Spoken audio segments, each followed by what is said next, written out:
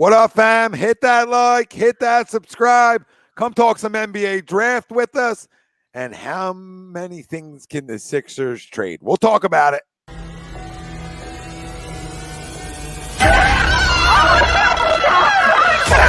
Let's go.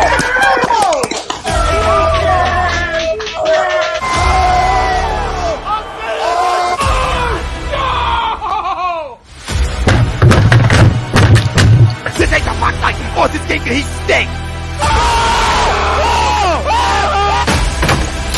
Oh shit! It's gone.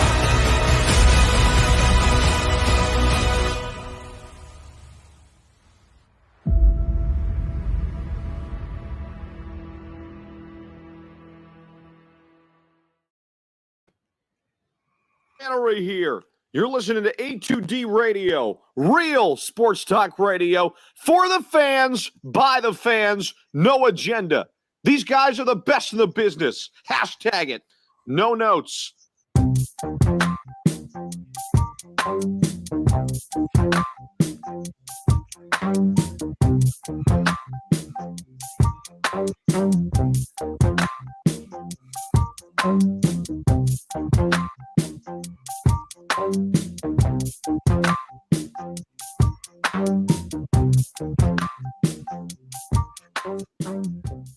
Welcome in, everybody. This is A2D Wednesday nights, only on A2D Radio. Every Wednesday night, we are brought to you by BetUS, and BetUS is a leading online sports book. They've been in the market for over 25 years. You can bet anywhere in the U.S. on everything. Use the link. Actually, you don't even need to use the link anymore, which is a great thing. You just use promo code A2D over at BetUS, and you get 125% sign-up bonus. So you can do that, or the link's pinned in our Facebook description and in our YouTube. You can go click on that same link, get 125% sign-up bonus over at BetUS. So either use promo code A2D or the link, 125% sign-up bonus. Welcome in, everybody. Ralph Del Vecchio, Greg Mwakovic, Ryan Brodo. I'm Tom Arnone. We appreciate you. We got a lot to talk about. Latest NBA rumors. Okay, we saw Jeremy Grant traded today to the Portland Trailblazers. So, you know, there's Dame time. Get a little help. Get a little help. Nope. But whatever. We saw a deal off the board. We'll do our NBA draft preview. I was watching a little bit of NBA TV's NBA draft preview, and you forget that you can draft guys from the G League now, right? So it's a weird little thing that you can do now, because I think the pick that just went before us, whoever at 22, they took somebody from the G League, Ignite. Okay, sure, he stinks, so that's fun. That's a real good time. But yeah, we draft Paul Reed. I mean, I know you can't draft him, but you know what I mean? Like, oh, we're drafting Paul Reed. People are like, oh my God. Are the Sixers trading another great player, Mattise Thybulle or Danny Green? We'll discuss that as well. And, you know, maybe Tobias Harris too. So there's been talks of those three, rumored in a bunch of deals. So we'll dissect that in a little bit. Sixers draft predictions is our main topic at hand. We'll tie into our poll question brought to you by Manscaped. You can get 20% off and free shipping with the code A2D at manscaped.com. Unlock your confidence and always use the right tools for the job with Manscaped. It's time to throw out your old hygiene habits and upgrade your life. So that's promo code A2D over at Manscaped. Get 20% off and free shipping. Our poll question for tonight's show: the Sixers will actually keep the 23rd overall pick in tomorrow night's draft. Do you agree or disagree? Let us know. Facebook, YouTube, Twitter. That's where we're live. Everywhere you get your podcasts, we're there as well. Hit the like, hit the subscribe, comment in. Let us know where you're tuning in from, and answer the poll question. As always, it's funny because I was looking at a player at 23 just a little bit ago, and this is like another like tough poll question, because we assume they're trying to package it because that's what we've heard, right? You know, like, oh, they're trying to package that, Matisse, Danny, whatever, in a deal to try to get something. Well, like we talked about the other night, you need two to tango. So they can want to do things, but then somebody else needs to also want what you have. And there's been reports that like, oh, maybe Chicago really likes Thybulle, whatever, right? Okay, those reports came out. Fine. I don't know. I think most people are going to say that they disagree to the poll, that they actually trade it tomorrow night. But I also wouldn't be surprised if they kept it either, and they were still trying to do other things too. Because I think they also feel like, oh, we got Maxey late, maybe we can steal somebody else late too. If nobody wants our stuff, let's continue to try to put young talent on this roster too, even though they're in win now mode. You can do both. Like you can draft a young player and still be in win now mode. Like that guy's not going to need to carry you. He just needs to be a good basketball player, right? So I don't care where I get my good basketball players from. Like I don't need it in a trade either. Like I got no problem personally keeping 23 and drafting a good basketball player, right? Like they're talking about Ty Washington from Kentucky, who's more of like a true point guard. His mid-range game, Greg's like a Monte Ellis in my opinion, because I feel like he doesn't miss in the mid-range jumper. Some other things like three ball needs to be better, 35%. In college, I need that to be better, but a freshman too, a freshman. So, a 6'4" kid playing the point, you wouldn't hate it coming off your bench. You just wouldn't hate new things to look at. Like, okay, don't give me a Jaden Springer who's not ready to play. There's a difference, right? There's a difference of going to drafting a guy and saying, hey, I think this guy can play. This guy can give us 20 minutes a night at the NBA level. That's what, if you keep 23, that's what you have to be looking at. Right? So if you keep it, you have to say, okay, can this guy contribute this year? Because you are in a win now mode. So, I have no clue what the hell they're going to do, really. And, and that's just the way it goes when it comes to trades, right? Like, yeah, there's, always going to be reports of people wanting to trade certain people. But again, you need somebody else that wants that person or that pick. So I'm going to say, there is nerds out there that love a million picks. So maybe there's somebody out there that wants it. I'll always say that too. Like, OKC might want it on a 23rd. But regardless, I'm gonna agree. I'm gonna agree just because I think the consensus around the area is that it's dealt. Right. And sometimes when we just assume that's happening, the other way seems to happen to us sometimes. So I'm gonna agree that the Sixers actually keep the 23rd overall pick tomorrow. Not that they're not going to be moving stuff. I'm not saying picks, but players, other things. I'm not saying any of that stuff's not going to happen because I believe they're really going to try their best to do that. But I think they pick it. I think they pick it because one, it's cheap money and it's control too, right? And when you're talking about a team that's really strapped, you have to draft well now. You have to draft well. So you have to help yourself. I don't expect a superstar at 23, but I can find a good basketball player. I'll never run from that. In the second round, not so much. But in the first round of the NBA draft, I always feel like I can find a good basketball player. We should be able to, right? Yep. You should be able to if you're good at what you do. Mm-hmm. So I'm going to agree they keep it. One, money reasons. And two, just go find a good basketball player wherever you do that at. So I'm going to agree. Everybody out there, let us know. Chime in, comment in. What do you think about tomorrow night? Did they keep it or did they get rid of it? What's funny? Like I keep reading, hearing, especially over the last 24 hours, that the Sixers can't make the pick tomorrow. Like, oh, no, it doesn't fit their timeline. Oh, no, they have to trade. Well, that's where you get in situations where you're just trading to make a trade, right? Which, unfortunately, Darryl in his, not necessarily Sixers career, but career as a GM, sometimes he's gotten caught into that where he just makes a trade that way, he can say he made it, and he's moving and shaking. I see around like, oh, you have to trade the 23rd and Danny Green and Mattise Thybulle to make way for a 37-year-old PJ Tucker to give him 3 years, 30. I'm sure we'll talk about, PJ Tucker, the player, and how he fits. But the whole thing that's come out since we did a show, with DJ the other night, Tom, which is the whole thing of, hey, they need to trade it. There's no choice. There's no player that fits the timeline. There's nobody that can fit. I just feel like that's what bad organizations do. They tell themselves that. There's a lot of players, is the NBA draft and every draft kind of like a crapshoot and it's a guessing game? Yeah, nobody has any idea. And no one has a clue. But I look at a Ty Washington. I look at a Jaden Hardy, even though I don't know if Doc Rivers is ever going to play a Jaden Hardy. I look at a Kennedy Chandler. I look at an EJ Liddell if he drops a little bit. Like, there's guys that are going to be available around 23 that can help you. So I would be absolutely fine with them making the pick. I don't think there's any chance they do, though. So I'm disagreeing to the poll. I just think there's too much smoke, right? And you're absolutely right, Tom. Like, we can lean on it to where there's smoke, there's fire, or usually with the Sixers, if you think they're going one way, they'll go the exact opposite. Like the infamous draft day with Daryl Morey a couple years ago. There was no smoke or fire that they were going to trade, a pick for Seth Curry. There was no smoke or fire that they were going to, trade Al Horford for Danny Green. It just happened.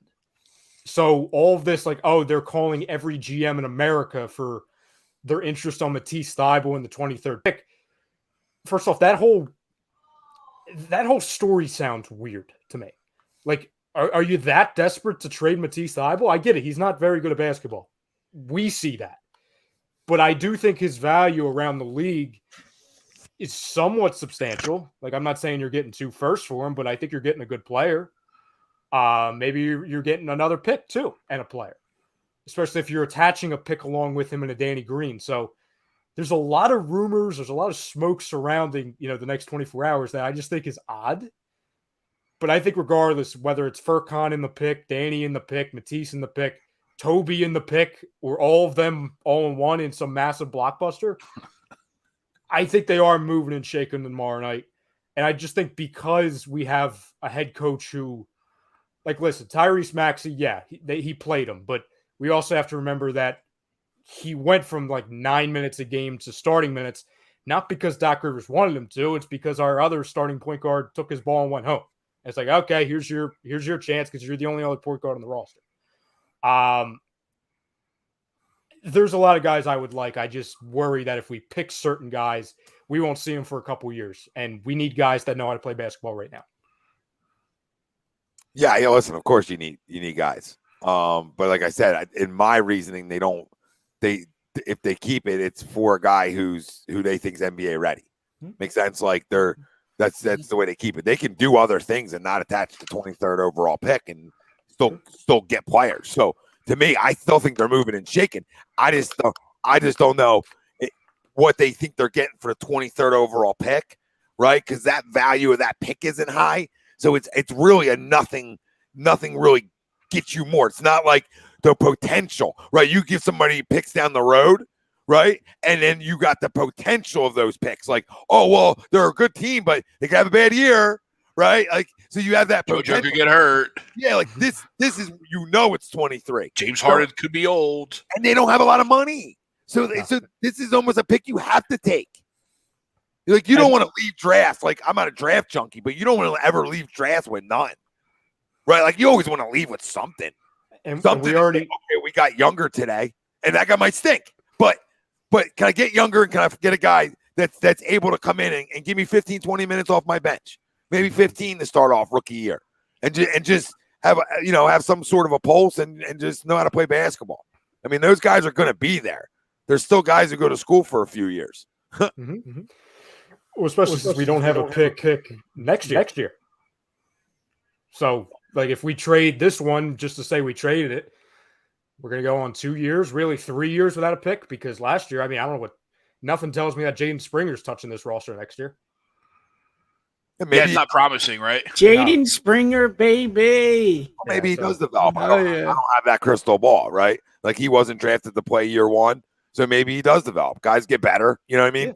Guys can become a good bench piece for you. You never know. Or he could be out of the league in 2 years. So, it could go either way for these types of picks that are in the 20s. I mean, that's just how it works. And I think the league knows that too. But it's also cheaper, right? It's also a cheaper pick. And then you don't have one next year. Like I said, you need some things with control. Yep. You have to have some things with control. And I know Daryl doesn't care about any of that, right? But you have to have some control and some cheap money on your roster. And I think that's why they make it. Yeah, Tommy, I mean, when you're spot on when you talk about where the Sixers are financially and where they need to be next year, 2 years down the line, 3 years down the line, right? When you're in build mode, you don't worry about necessarily these picks, right? Because you're trying to build that roster. Well, this roster, based off of money, is already kind of there, right? You're looking for pieces off the bench. You're looking for what, a late round draft pick, whatever, right? But you're looking, especially in this position, as you mentioned, for control, right? You look at the Golden State Warriors, right? Do you think they drafted Jordan Poole 3 years ago thinking he was going to be this? They probably had an idea, right? But they also probably had an idea it was going to take a few years, right? But you also look at their roster. They won this year despite James Wiseman having zero impact. They won this year despite Ridiculous. Kuminga. Insane. Kuminga having zero impact in the playoffs. Now, I know Kuminga played in the regular season when Clay and Steph and Wiggins were hurt, and he helped solidify at least where they were, right? But you're going to need – and then now they turn around and they come back next year with Wiseman, who just sat for an entire playoff series, playoff season. Kuminga, who sat but gained that knowledge, gained that experience. Whether they played or not, that's invaluable. And I think that's what the Sixers lack right now, because our only young piece worth anything is Maxey, right? I think we can all say that. Our young piece right now worth anything is Maxey. Yep. Right. I think regardless of if it's attached to this pick or not, I think Matisse is gone, right? Or at least he's not maxed out here, right? And then something, others are probably going, but those are your young guys. So we need to stockpile that end of the bench, whether that person potentially plays or not. I agree it would be beneficial to us if we do draft a guy that at least can give us 10, 15 minutes a night. But we also have to remember who our head coach is right now, and his sometimes unwillingness to play that young guy. It happens, right? There's head coaches like that across the NBA, but then we need to let that guy develop. And I think right now what we do have is when you look at our assistant coaches and you look at Tyrese Maxey wasn't a finished product when we drafted him. He was very, very raw. And then Tyrese Maxey comes out and is number 3 overall in 3-point percentage in the NBA in his second year. And for a kid coming out of college who we all said needs to improve on his jump shot, right? Needs to add the 3 ball to his game. Well, I think that's Sam Cassell. That's our assistant coaches working with them and developing them. It's weird to say that there was some sort of player development within a Philadelphia organization, because it doesn't seem like many of our organizations develop players very much. And we'll see what happens with Jaden Springer, right? He didn't play much this year, and that's fine, right? That's not here or there. But can he have some sort of role next year? Can he have a role in 2 years? Or is he going to be out of the league, right? Yeah, real quick about Doc, though, before I forget, real quick, I can finish. Yeah. But, we look at Doc, and the only thing I say is, okay, he doesn't play young players, but, how many times does he get, a lottery pick to play? Right? How many fair. times been in that situation where he gets that guy who's ready to play right away? Maxey proved himself ready to play, and then he played, right? Jaden probably proved himself in practice not ready to play. So it's okay, we're trying to win a championship here. He's not ready to play yet. Doesn't mean that following year that he doesn't look at Jaden Springer and say, well, this guy got a lot better. This guy got a lot better. He's ready to play, right? And that can happen over just the experience side of sitting there and watching. Right, like you were just mentioning about Golden State, you still didn't go to the playoffs. So our playoff team, right, didn't end well for you. But as young players, you still get that experience, right? I always said that about Shake. Shake's has playoff experience. Shake's been in the dance. So you think over time that helps out your young players. What up, Nate? What up, Nate? Yo. What up, money? No, Tommy, you're absolutely right. You're absolutely right with that. And maybe maybe when you get a guy, like where we got Maxey, right? What was it, 21? And you get somebody here 23. I think we took Springer in the lottery. Am I correct? We took Springer higher, right? No, end the first round. No, end the first round. Okay. Yeah. That's why. So it's weird because at that middle to end of first round, you're either going to get a college veteran who's been around a little bit and can probably play and give you some minutes, or you're going to get that young 19-year-old kid that needs to sit down for 3 years. Who might need to sit for a year or two. Yeah. Absolutely. So I'm going to I don't think they keep it, but I'm going to agree to the poll because I think it helps and it benefits the team for them to do it the most, right? I ultimately think they are going to have to, especially if you're going to try and trade Danny or Matisse, it's going to have to, I think to entice someone, you're going to have to attach it. But I'm going to agree just because it's what's best for the Sixers is to take a kid whether he plays this year or whether we develop him, because we need to continue to build controllable talent while our roster is so bloated at the top. Absolutely. It doesn't matter. You can get a 3-point shooter, in the draft. You can get things that can come in and help you right away too. So it doesn't have to be, it doesn't have to be like your point. Like it can be a 19-year-old kid who's not ready to go, or like you said, a 3-year starter somewhere. So there's ways to do it where you don't have to give it up. And real quick about Matisse and Danny, like it doesn't have to be attached with a pick. Like you could trade Matisse and Danny together. So then you don't have to attach a pick. Or somebody just wants the money off their books the next year, right? In terms of Danny, and they take it for that reason. So there's ways to move Danny, just even though he's coming, he's hurt, right? I think we can all agree there. Yeah, and he won't be back for until in what? like 8 months anyway. Yeah, so March. Probably expect them back, like maybe if they are a playoff team, right? Like the team he goes to, like if he went to a team that's a playoff team, they might have him back by the end of the regular season. So yeah, his contract, his situation, he's basically a buyout. That's not a buyout that could play, 20 games in the regular season. And if you're a playoff team, he could be something like that. Greg, I just wanted to touch real quick on your Warriors point, because you actually sold yourself short with, the Kumingas, the Jordan Pooles, for example. You had Moses Moody in there as well. Yeah. Like Moses Moody played very little minutes at all. Except for when, Clay was hurt, Steph was hurt, etc. So you have Weissman, you have Kuminga, and then you have Moody, 3 high picks that you've made in the last 2 years with the Warriors that had very little impact at all for you on a championship roster. You know why? Because Jordan Poole, somebody who you develop, becomes that guy for you, and you have depth. And you look at it like a Joel Embiid, a Steph Curry, a James Harden, a Kevin Durant, players like that of that level. They're always going to be the most important pieces of a championship roster, a Giannis, a Devin Booker, etc.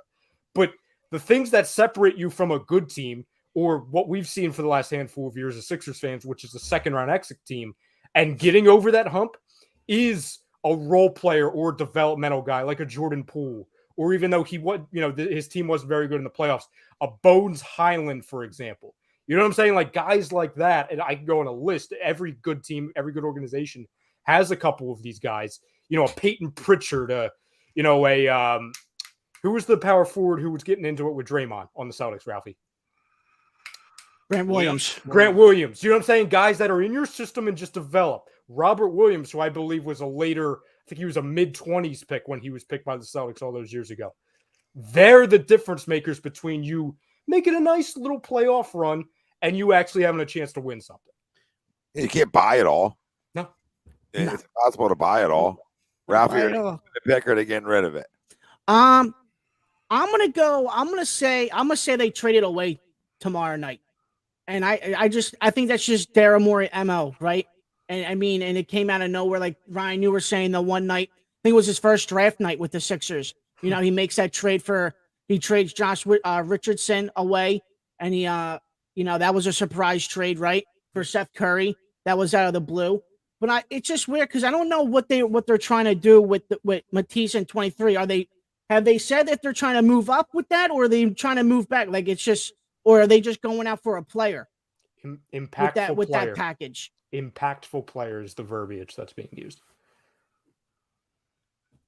So with the way Morey's been going in his Sixers tenure, he's not afraid to pull the trigger. So if he's got somebody on the line that's willing to do it, I think it goes down tomorrow night. I think it does go down. So I disagree. I think they don't keep the pick at 23. So I'm assuming the poll question is, are we going to trade the pick or not? Yes, pretty much. Basically, yeah. I guess it's my turn since I was talking. Yeah, you're up, brother.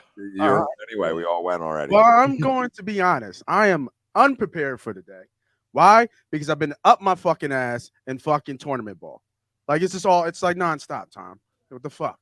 It's all day. So I'm so unprepared. Welcome to tournament ball. Yeah, and I hate baseball. Like I'm not even a fan of fucking baseball. I'm sitting here with all these baseball dads. They're talking, they're yelling at their kids. fucking swing the bat. Like it's just hilarious. It's a whole different world. Sitting with these guys. So, but I do feel they're going to trade the pick. I don't know who we have mocked. I don't know what the mocks are saying. I think they trade the pick. They're in win mode now. They have to. Harden didn't sign that small deal yet, right? No, everybody has until the 29th to opt in or opt out. Okay. So, and I think they're going, we're the Philadelphia Rockets, right? With Gordon, right? And then PJ's on his way. PJ brings toughness. 37 years old. Even though he's old, he doesn't play like he's 37, though. He showed that this year. He don't play like he's 37. And I don't think they're going to make him play the best player all the time, but he does a good enough job just because he's physical. Keeps himself in shape. So, you can get a good another year or two out of him. He's not going to give you everything. He's not going to be what he used to be, but I think they traded though. It doesn't make sense to sit there and you're in win mode now. You are. Boston's going to be back, right? Milwaukee's going to be back. Miami might take a little hit. I thought I saw a little bit about Duncan Robinson a little bit there. Some rumors about him maybe possibly coming here as well. So I disagree to the poll. That contract? Ooh. Yeah, I'm not sure. I'm not sure. Like 5 for 90. I'll take the 3 balls. But I like the PJ move. I do like the PJ move because it brings a little bit of toughness to this team that we continuously say that we see that we're lacking. He's not the greatest 3-point shooter, even though he had a career year. I say I'm not prepared, and I know these stats for some reason. 41% I think he had last year. So I think they traded because who's there? Who's there at the 23rd pick? Like, who do you guys like? Here's some names. Ron Harper Jr. I would probably like just because it's a pedigree. Mm-hmm. And they went to the tournament. That was a good basketball team there at Rutgers. Ty Washington I like. He's young. I don't know if he can play right away. His mid-range game to me is pretty NBA ready. But he's still young. Chandler. Christian Colaco, I don't know enough about at Arizona.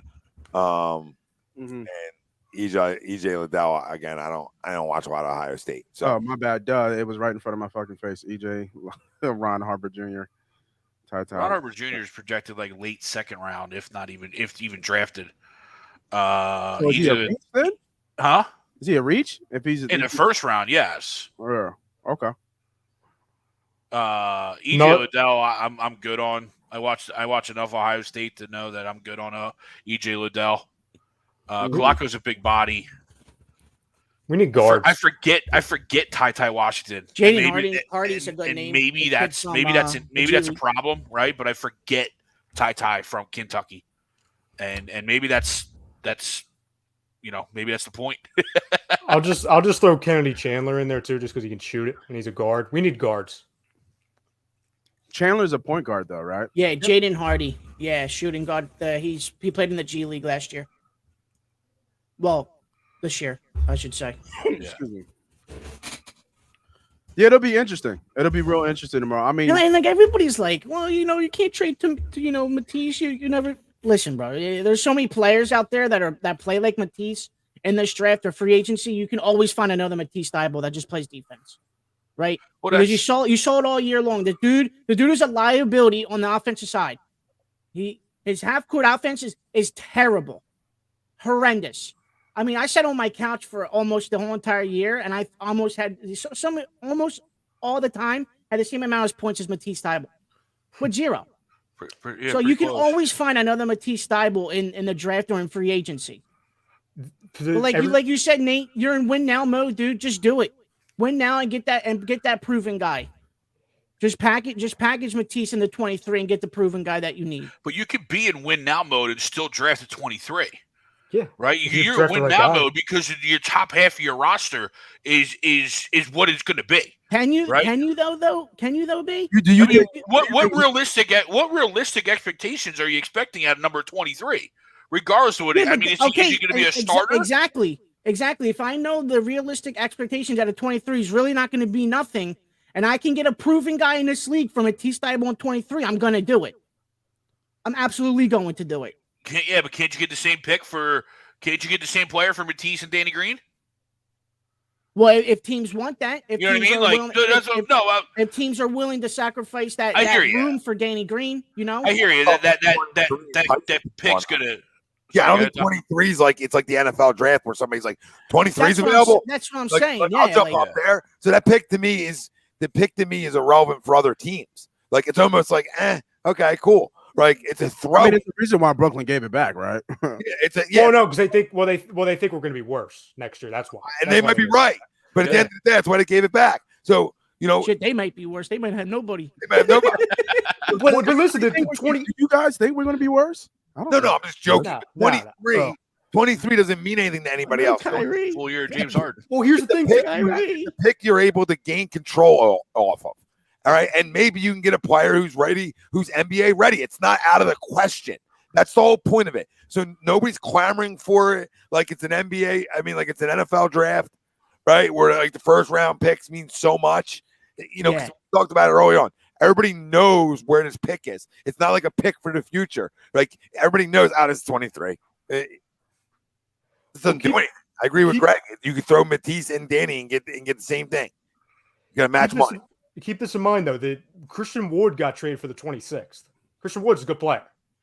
That's for the 26th pick. Is that and a bunch of scraps? Yeah, but who traded Christian Wood? The Rockets. The Rockets. Right. That are in rebuild mode. They need the picks. That's my whole point.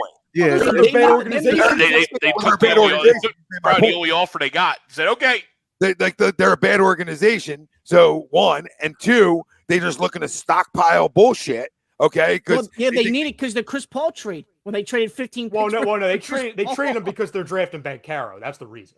That's the reason why. I mean, either way. But my point is like 20. Like they're just getting rid of it. They're just like, hey, you want them? Like you want them? Like we'll take 26 back. Like they could have probably gotten more for them. They're just a bad organization. They're bad. They're fucking terrible. For everyone in the chat, by the way, that was like blowing up. Like, oh no, we need wings. Yeah, we need wings and guards. Did you see our bench? Like, yeah, our backup point guard for half the season was Furkan Korkmaz. So, yeah, we need guards and we need wings. But it is funny, though. We really don't have any assets to move with. No. Like, we don't have, like, you know what I mean? Like, we don't have, and it kind of makes me want to go back and just say they're going to pick at 23 because we don't have anything. That was mine and Greg's sort of point is you need control of some things too, Nate, because you're spending so much money on other things, right? So you have to have some guys that you control for 3 or 4 years. My goodness gracious, we can't just be like, got all these guys, but they're, you know what I mean? Then you're a bunch of then you're running and searching for a buyouts after the trade deadline. You're like, oh my God, maybe we can get this guy's a buyout who's just not going to be good enough, right? And we see this year in, year out. Once in a great while, a team strikes hot on a buyout, right? Right? That guy's not a mud or whatever. Most of the time, you don't get much at that point of the year. So it'd be nice to have some things here that like can play, that you can develop and play. This takes me back to the Billy King years, right? Where we gave a max contract to Kyle Korver, we gave a max contract to Willie Green, and then we maxed out Iguodala before we let him go out and get his max. Yep. Right? I always thought Iguodala was going to be a max, but I thought where the Sixers messed up was letting him go out and get his max somewhere else and then match it just to keep him. Right. So, but this brings me back to the Billy King years of where exactly, Nate, we have zero assets, right? We have zero anything. Like even half of our players, nobody wants. And right now, the Sixers are 23 mil over the salary cap right now. You using that? And I'm not huge PJ, but like if you move, I'm not huge on the PJ just because of the age, really. But if you move to Tobias, I think a combination of Tommy, sorry, hold your ears. But a combination of Paul Reed and the PJ Tucker at the 4 can replace what Tobias gave you, right? You know what I mean? The Nets were right. I'll lose my mind. I'll lose my mind, Greg. And I like Paul Reed more than Tom. I'll lose my friggin' Paul mind. Reed sucks. He doesn't know how to play basketball. But he's going to be in year 3, though. He's going to be year 3. I don't give a damn. He's going to be year 3. Can he get better? Maybe, right? Maybe. All right, but I doubt it. You know, he has to be more controlled. He's not controlled. His ceiling is real low. ceiling is you're touching, your head is touching the ceiling. His ceiling's low. Here's what people I think are missing too. If you had the decision, and I'm sure that's not going to be We're only trying to replace Tobias, by the way. Like, I mean, our ceiling's low anyway. No, it's not. If you had the decision between, and I'm just using what's the verbiage that's going out there, salary dumping Mattise Thybulle, 23, and Danny Green, that way it can create room for 37-year-old PJ Tucker. If I just had a decision between that and just staying put and making the pick, I'm making the friggin' pick. Like, listen, absolutely. I know we've been begging, and Joel Embiid was sitting on the press conference talking about PJ Tucker. I love the idea of PJ Tucker. But and I know this has no impact on anything. This is not deep diving analysis. But 37-year-old PJ Tucker, the second he gets off the plane, becomes 47 PJ Tucker, especially if he has 30 years attached to his name. 2, I understand he doesn't play like he's 37, but his ankles are 38. His ankles are 39. You know what I'm saying? His knees are 41 with how he's been banged up. Like, I get the idea in theory. Oh, we're going to take the Rockets team that was this close to beating the Warriors in 2018 if Chris Paul didn't get hurt, and we're going to recreate it with Joel Embiid at center. I get it. But the problem is, this is now you're recreating it with players that are 4 or 5 years older. I'm not doing it. If you can get PJ Tucker for like 2 years, 20, fine. If you can get him for, I really think that they're going after like PJ Tucker, not only just PJ, but then they're going after Gordon. They're like, do we really believe all those? Like, now it's getting like fine, PJ, I get, right, but now it's like Gordon too, and then it's like, oh, now they're going after the Rockets. Like, do we really believe that's the way they're going, or just because Daryl's been attached to these players before and they're available per se, then that's why we're going after them. Like, I think they're cheap. I think they'll be cheap. I think PJ's realistic. I don't know about Eric Gordon. I think there'd probably be something else up his sleeve in terms of like a 2-guard. I don't know what it would be. Obviously, just like we didn't know Seth Curry was going to be available. So I just think something else would be up his sleeve. I find it really hard to believe that like they're going to have Harden, Tucker, and Gordon. Like I just find it really hard to believe. I just think that's where beat writers get caught up and journalists get caught up because it's an easy connection for whatever reason. Guys are free agents or etc. Yeah, where the Gordon thing comes up is 1, it was Woj, and 2, he's been trying. Daryl has apparently been trying to get Gordon. Like, he's tried 3 times since he's been here, and what that trade would be based off of the money, it basically matches up perfectly with a Matisse, Danny Green, and a first, because Eric Gordon's making, I think, $17 million. So it matches up to where it's like, oh, they're shipping Eric Gordon. Oh, he's been trying to get Gordon. Oh, he's shipping these 3 guys or these 3 assets that perfectly match up with an Eric Gordon trade. Oh, maybe it's Eric Gordon. But they fit needs too, right? Tucker is a defensive guy, and then Gordon should come off the bench and give you some points and 3-point shooting. Absolutely. I mean, listen, absolutely. Like, I wouldn't even be mad at those 2. That's not what I'm saying. I'm just saying, like, I don't call it hard. I don't call it like Rockets East. Like, I mean, it's 3 guys. Like, just to clarify, people, if we're recreating the Houston Rockets, what we all remember the Houston Rockets to be, that's a bunch of guys under 6'8" playing on a basketball court. That's recreating the Houston Rockets. The team that went to the team that almost beat Golden State's a different type of basketball team. But the real Houston Rockets that I remember, the losers I remember, trying to recreate the game of basketball, that's how I remember the Houston Rockets. So as long as Joel Embiid's playing, we ain't trying to recreate the Houston goddamn Rockets. Well, luckily we don't have Mike D'Antoni, because that was Mike D'Antoni's system. I was just about to say, just wait till they fire Doc 2 months in, and D'Antoni comes in, and here we go. Rocco starting at center. Luckily if you take Thybulle and you take Green out and you add those 2, are we not a better team?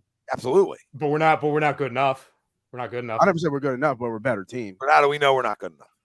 Because we still don't. Different look. It's a different vibe. It's you never know. You never know. My point to you is you don't know how much better Tyrese Maxey's going to get. Right? We don't know. We don't know if Joel Embiid is going to be healthy for a full year. We don't know. We like, there's some things we will never know until we see it. Right? We don't know. Does Jaden Springer take a step? Is Shake Milton healthy? Right? The list goes on. Is James Harden at least 85% of what he is? Right? So there's things that we just don't know to say we're We're not like, yeah, right now everybody says, well, Boston's going to be tough. Sure. I get Boston's going to be tough, but like that team that we're talking about right now, just with those additions, is pretty good. Pretty good. Here's the problem, though, and we might be better, right? We might be better, but we're nowhere, in my opinion. No one has any idea, like you said. How are we not better than the guy giving us 0 points, essentially? We're automatically better. But see, if you make those 2 moves, you're basically capped out. You're done. You can't, like, you still need a backup point guard. You still need another wing. You still need a backup center. If you're going and you're your backup point guard would be Shake, because you keep him, obviously, because you already brought him back. I'm giving you, because you have. I hear you. So who out there is going to run a backup point guard that's not going to be comparable to Shake Milton healthy? Like that's sort of what you get. It's sort of what you get. You get some hot, some cold from most backup point guards, right? Then Gordon would come off your bench. So right? Gordon would probably come off your bench, because how you running them 3 guys together? Well, who's starting at your 3 then? Who's your 3? I don't know. I mean, what there you go. So you don't. So you still suck at 3. You're still or bad. You switch to Maxey comes off your bench with Shake, right? So I don't know. I mean, you're gonna be stuck either way. Like, I'm not saying that. I'm saying those 2 players are better than what the other 2 guys gave you, for sure. Well, yeah, I mean, I think us on here. I think anybody who's alive is better. Well, that's why I think we're better. Yeah. I mean, how much better? How much better? I don't know, because we don't know how good we were. Like, that's the whole point of last year again. We get a guy fucking broken face, so we don't know how good we could have been. It all looked bad when he came back, but like if he never got hurt, who says we don't beat Miami? I don't know where we were going. That's the thing that pisses me off the most about that face injury, because if you could have just lost, it could have been shown that, like, hey, forget about the broken face. This roster's just not good enough, because aside from 4.5 players, you don't have anybody that knows how to play basketball, and George Niang is your 6th man. Like that, I think we'll never know, right? We have no crystal ball. We can't go back in time. But I think we all can really see that the big issue with that team was that other than 4.5 players, nobody knew how to play basketball. We didn't have a wing. We had nobody that was athletic. We had no rebounding. So the whole destiny of that season is, we lost because of the broken face. Yeah, that sucked. That didn't help. That's probably why you lose those first 2 games in the final 2. Absolutely. It's absolutely why. Because but you know what helps? You know what helps a broken face? Guys be able to hit an open jump shot. True. But you're making it after the fact. Like, we knew the roster wasn't great. We knew it was top heavy. Nobody's running from that. But we understood that. That doesn't mean that they can't win a series. It doesn't mean they couldn't end up in the Eastern Conference Finals. My point is, without knowing if Joel's being healthy, I don't know if this team got over their air quote hump. No, I'm not talking about cutting nets down. I'm just talking about getting past the second round. We would have never known that, and we still don't know that. We know the team wasn't great. We knew it had flaws, right? And I'm gonna riddle everybody something. So did all the other ones, besides Golden State. I mean, Golden State was the flawless team. I mean, Boston's bench isn't the greatest bench of all time. They're tough, and they have 2 scorers. I mean, they're almost considered top heavy when it comes to scoring, on where they get their scoring from. So, that's where we were top heavy with. But then we had the defense of Boston and the rebounding. No, but we said it numerous times on air. Who on Boston stopping Joel? Who on Miami was really going to stop Joel? Like, Bam wasn't going to stop him. So I agree with Patrick. We need athletic wings. I'm not running from this roster not being complete. I'm just saying that, like, we're talking to John, another second round exit. But we're getting knocked down in the second round because our best players keeps getting hurt. That's why we keep getting knocked down in the second round. 1, we don't have a great roster, but 2, he keeps getting hurt. Outside of the Jimmy year, it's been banged up in some fashion for this basketball team. Either it was Ben, right, getting banged up in the bubble, or Joel with the knee and then the face, right? The only year we had health was 4 years ago, and that roster was arguably the best roster, right? And we still didn't get it done because we didn't hold on to something. We made a trade for halfway in the fucking season. Like, you're going to win, making a trade in the NBA halfway during the year. Like, hey, title time. Title Town USA now. No, you got to gain chemistry. That's why I'm saying, you know what? Our window isn't a year from now. Our window just isn't next year. I think we need to stop, because what we do as a fan base is we push our chips in, right? Because we got to win now. We have a 4-year window to win. That's it. It ends after 4, right? But I can pretty much be pretty positive that at 33 years old, right, Joel Embiid's still gifted as he was at 29. Right? He gets hurt every year anyway. So he's probably going to get hurt again at 33. But the gifted side isn't just going to go away. We're watching guys like PJ Tucker playing at 37. We're watching guys playing at 38, right? So like the gifted side of Joel's not going to go away right away, right? Even though he is bigger, I get all that. But he's not like your usual big man where he's athletic as shit. So his window just not going to go away. His window is stop getting hurt. Right, because your window ends every year for him. His window isn't going to matter at 33 more than it mattered at 28 because he got hurt again.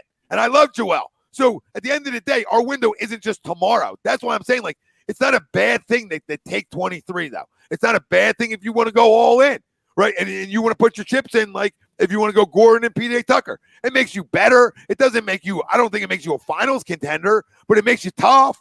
It makes you have pros. So as long as you're healthy, that's a really good basketball team, right? Because every team's top heavy. Every team has holes if you're not the fucking Warriors, from what it looks like right now.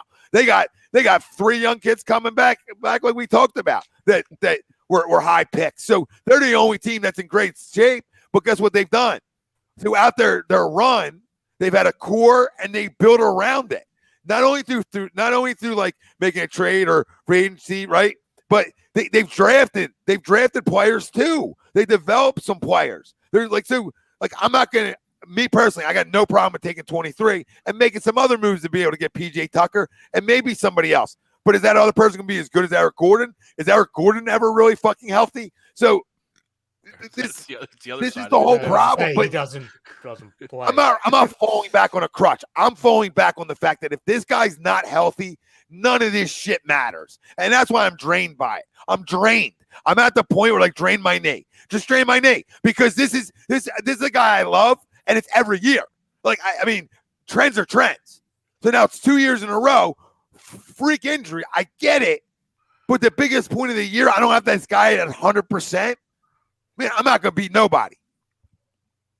I guess my fear is that if you came out of it with a Gordon, PJ Tucker, the most you're coming out of it with is a stretch 4 that's tough and a 33-year-old 6-man. That's my concern. You still don't have a wing. You still need 2 more guards, and you still need a backup center. And if you do that, there's no room to do it. Unless you're trading 2 wings. You're trading your 2 good wing, your 2 air quote good wing defenders. So yes. You're trading it for toughness, which is needed, right? But you can get PJ Tucker and trade those guys for something else. Doesn't have to be Eric Gordon, right? Like, it doesn't have to be. Yeah, give me Josh Hart. Yeah, right. No, that's what I'm saying. Like, this is why it's like it's a chain reaction. If you tell me, okay, in 2 weeks we're gonna have Gordon and Tucker, well, now I'm thinking, oh my God, we have to trade Tobias for Barnes and friggin' Hart because at least I'm getting a wing who's a 3-and-D and a toughness also, and also a guy who's young and Josh Hart, and another shooter who's good on defense in Harrison Barnes. Like, okay, while those 2 aren't the greatest players, they're being brought in to be something that we don't have. You understand? So if I'm coming out of it with 3 big scorers, to your point, then are Joe, Tyrese, Harden, which is like okay. You have like an air quote big 3 per se, and then a bunch of guys that if they can fit their roles. You know, now you have a deeper team.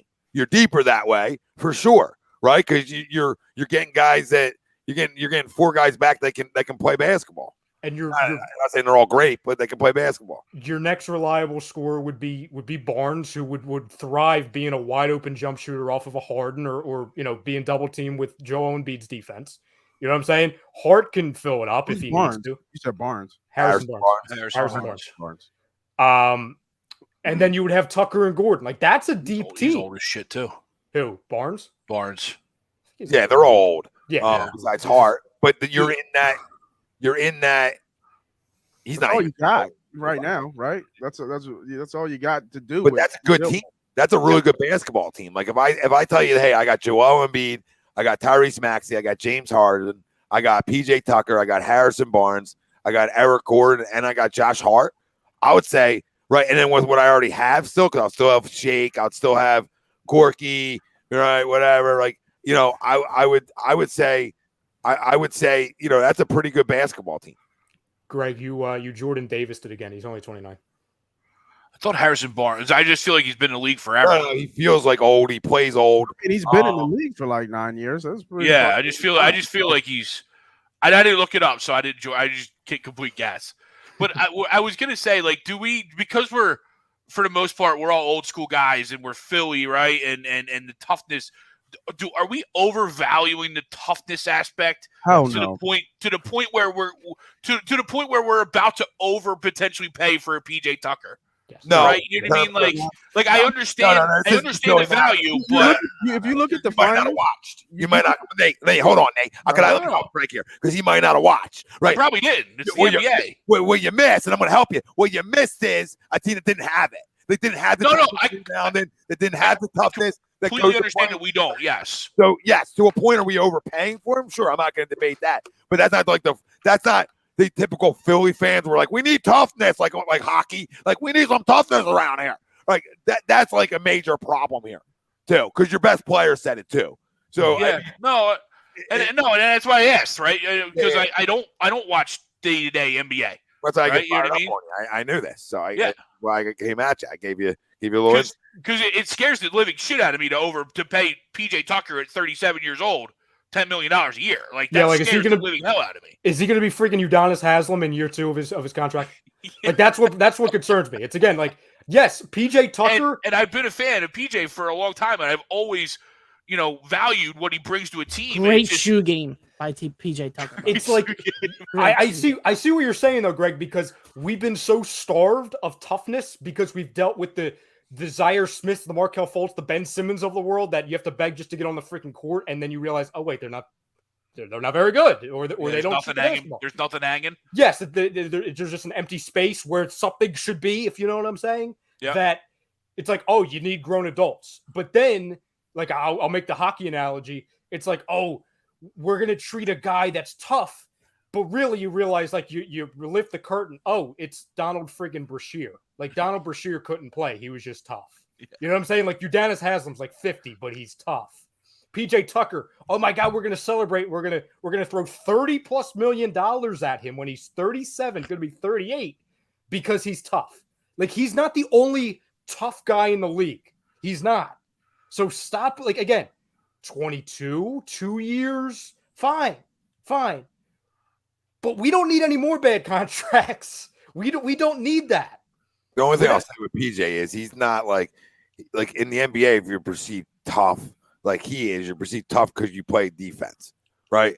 And what we just watched in the finals is you better play defense in the playoffs, and you better have defenders in the playoffs, because if you think you're just going to outscore everybody, right, and you're going to get up and down, you got try something different. So we all know that by now. And I think he's not like your tough hockey player where like, oh, he'll drop his gloves anytime. Like no, he's tough because he's a good basketball player. he's a scrapper. He's a scrapper, and he'll D up some of the better players around the NBA. Yeah, and make their life difficult, and that's what you're going out and getting them for. He's not scared of the challenge, right? He's not scared of the challenge of defending the best player on the other team, even at his age. So I think if you look at both teams who made the finals, they had that grit, they had that toughness, they had those guys that didn't score but affected the game in other ways, right? I mean, we saw Marcus Smart, he just put on a clinic. Some of those calls were touchy. They let some of them go, but he put on a clinic. Same with Draymond. Draymond's notorious for his defense.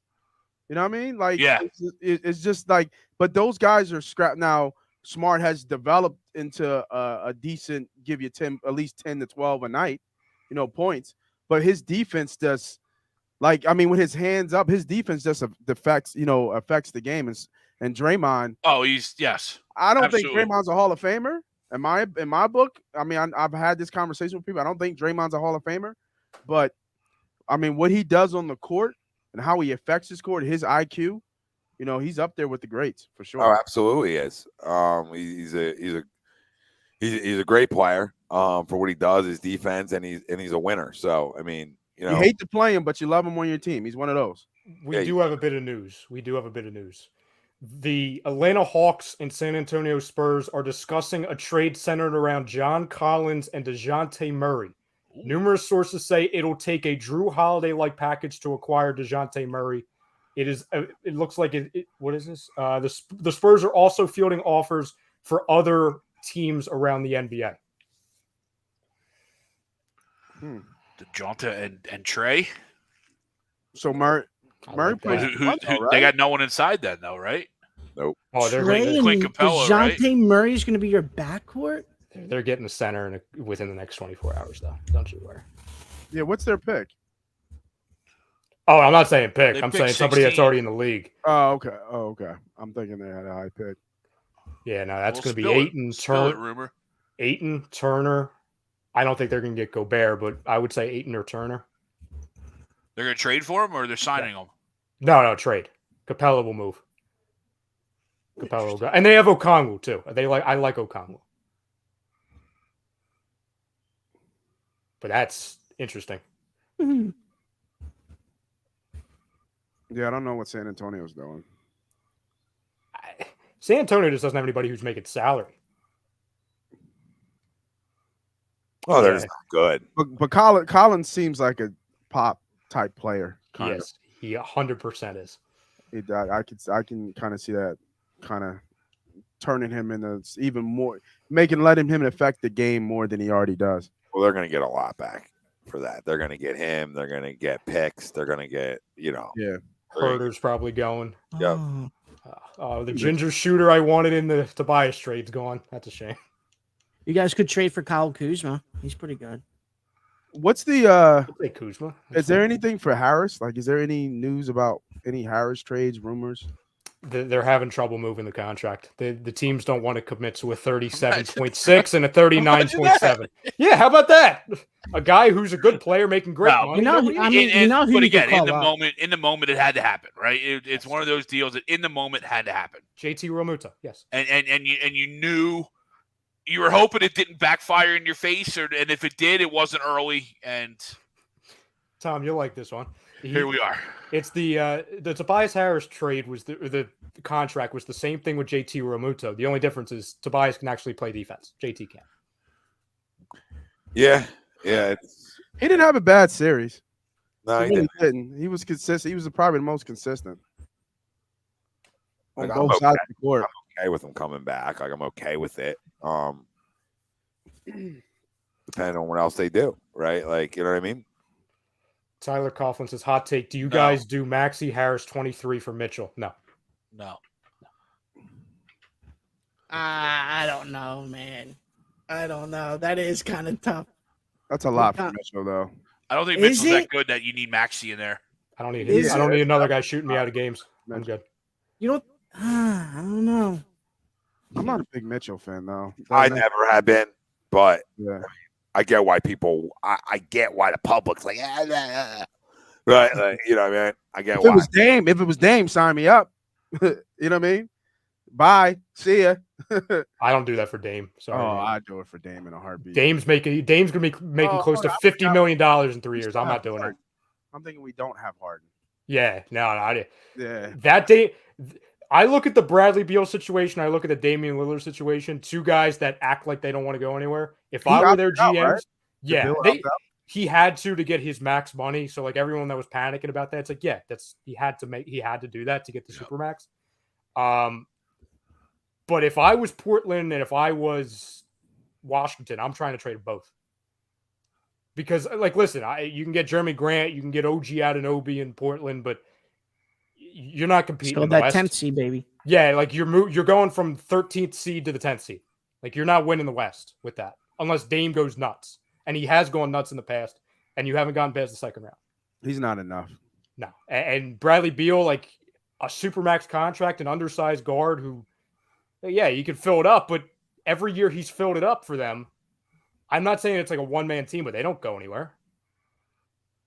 So I'm not trying to pay these guys. I'm not. I always said I thought that somebody would be dumb enough to not take on Tobias' contract, but it's only got 2 years left this year and next. So, or the year coming up in the following year, obviously, but it's only got 2 years left on that deal. So, like, knowing that, I do still think that there'd be somebody out there that would say, okay, I get this year next, and then I dump that. I clear that money. So But again, I think it's not a good basketball team either. So that's the key, right? Because I don't think it could So be. you're thinking like someone like Houston or OKC, like one of Yeah. those teams who Yeah, it might has to be a be little bit somebody- of veteran leadership. Sacramento. Yeah, I mean, if they think Yeah. the bonus are good enough together, and Fox, like if they feel like those three guys, which actually isn't a bad three. Yeah, when you just said that, I was like, it's not terrible. Give them defense that they need. Yeah. No, I mean, listen, they're better. They're probably a play. I gotta see how the West shakes out when everything's said and done, right? But I mean, they're probably a playing game. You know what I mean? They might finally make the playoffs. Like they could be a playoff team because Tobias is going to play every game. I mean, that's the one reason where I'm not like, if we keep Tobias, I'm not like miserable about it because he'll suit up every night. Guy plays, and guy's pretty fucking consistent, right? I know it drives us crazy because of the money, but he's pretty consistent. He's just not a second option. But here, right now, he doesn't have to be. He doesn't have to be either here. Although he did take Bo Cruz one-on-one and hustle. Like he did take Bo Cruz. I didn't watch it yet, so I don't know. Oh, do you didn't watch it? Oh. You brought it up the one day in the group chat. I thought you watched it. Oh, great movie. You gotta watch it. It's decent. Yeah, You don't like it? I wasn't. It was all right. It was good. It was okay.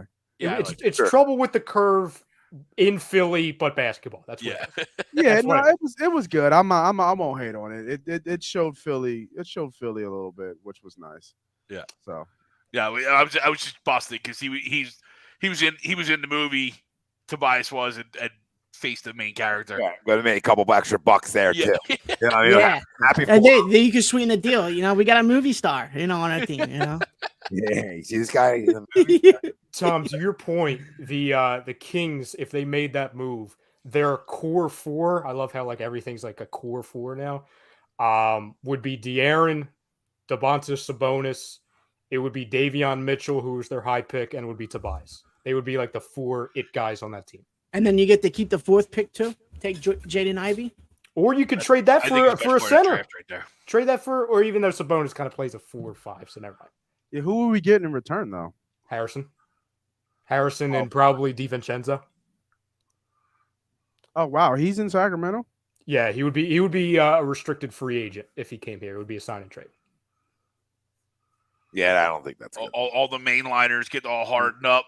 Oh my God! We get a local boy Another back. great story, baby. We know It's a another great local story. boy back. Yeah, I wouldn't do it for just that. I can't. I'd rather just I keep. think I'd rather keep Harris. Because I got 2 years left on that deal. That's all I got. So it's not like I'm tied to it for 4 more years, right? Or in reality, though, too, like with that contract, kind of to your point earlier, the Sixers really have 1 year. It's this year left on his contract because then he becomes an expiring contract, which teams will take all day and twice on Sunday. Absolutely. That has value.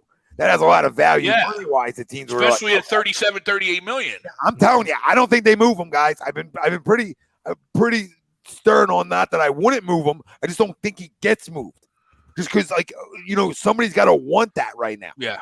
Right? There's a better chance of you saying, you know what? I actually hold on to it for a year. It has more value to it, not only for me as an organization, but if I want to move it.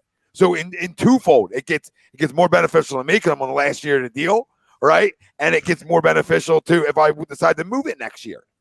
I don't think it's the worst case that Tobias Harris is back for 1 year with the Sixers right now. I don't think not even close. No. Not even close. I think it's it's the worst thing. I think it's a good thing. We're a better team with him on the team. Period. Yeah. We learned the one silver lining of this postseason was that we actually learned that Tobias Harris can play with these guys. That was like our main fear. Like everyone after we got Harden, oh, Toby's going to command the trade. Oh, he's not going to get any playing. He's not going to get the ball. No, he got the ball a lot once he learned that how to play alongside of those guys. And that's his role, right? Right. Yes. We talked about for years. I mean, that's the bias. That's the bias we know. So, listen, I'd rather keep them. You got to keep some things together here. This is what everybody, not us, but this is what the public misses, in my opinion, is like, everybody's like, we got to do this, you got to do this, you got to do this, you got to do this, you got to do this. And then you got a whole new team again. Whole new team. You have to have some constants. And you have to have a core that's constant. So right now, your constants right now would be Joel, Maxey, Ias, and then, the loser, LeBron. So I don't know. like those 4 are going to be back. So it's what can you do around those guys? I do think. Yo, what about this name? Yeah. Jay Crowder. I Love Jay Crowder. I love Jay. Matisse in 23 for him. Gets That's it done. Bye. See ya. What's he He's a making? free Ralphie? agent after this year. He's got 1 year left. What is he making? This is it. 10 mil. All right, Danny Green, Matisse, and then that. Yeah, and the pick. That's fine. That's Now I'm fine. giving up 3 guys for Crowder, though? Well, but really, you're giving up 1. Danny Green's not going to play Yeah, but why do I have to give up? Still because gonna- he's making $10 million. You have to put salary in there. Then I take the pick out. What do you mean? But you still Yeah, have to then add you could do salary. Matisse. Then you could do Matisse. And then, Isn't let's Matisse? see. Isn't he make? What's he making? Like 3? Oh, I thought he was making more like 5, No. 6. No, he's making like 3. My point is I'm Yeah. taking the pick out of it. I'm not putting Danny.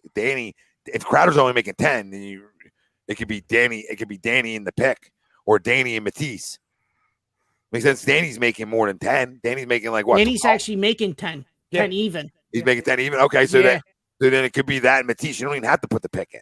Is my point. Or you don't have to put Yeah, right? it goes through. Danny and Matisse Yeah. to the Suns for Jay Crowder straight up. Would the Suns do that? Like that's why I'm adding that additional thing. Well, they I get a don't know if younger guy that they think maybe similar to him. Again, you got to find somebody that's analytical and a jerk off that's saying, well, second team all defense, NBA and defense. Like we need perimeter guys to guard Clay and Steph, right? We got to do it. Like, and guess what? When he did guard Steph Curry, he did a really good job on him. So, I mean, there might be some teams in the West that watch that tape and say he's elite. You understand what I'm saying? That they think he's an elite defender and they can bring out his offensive game. There's always somebody who thinks they can bring out your offensive game.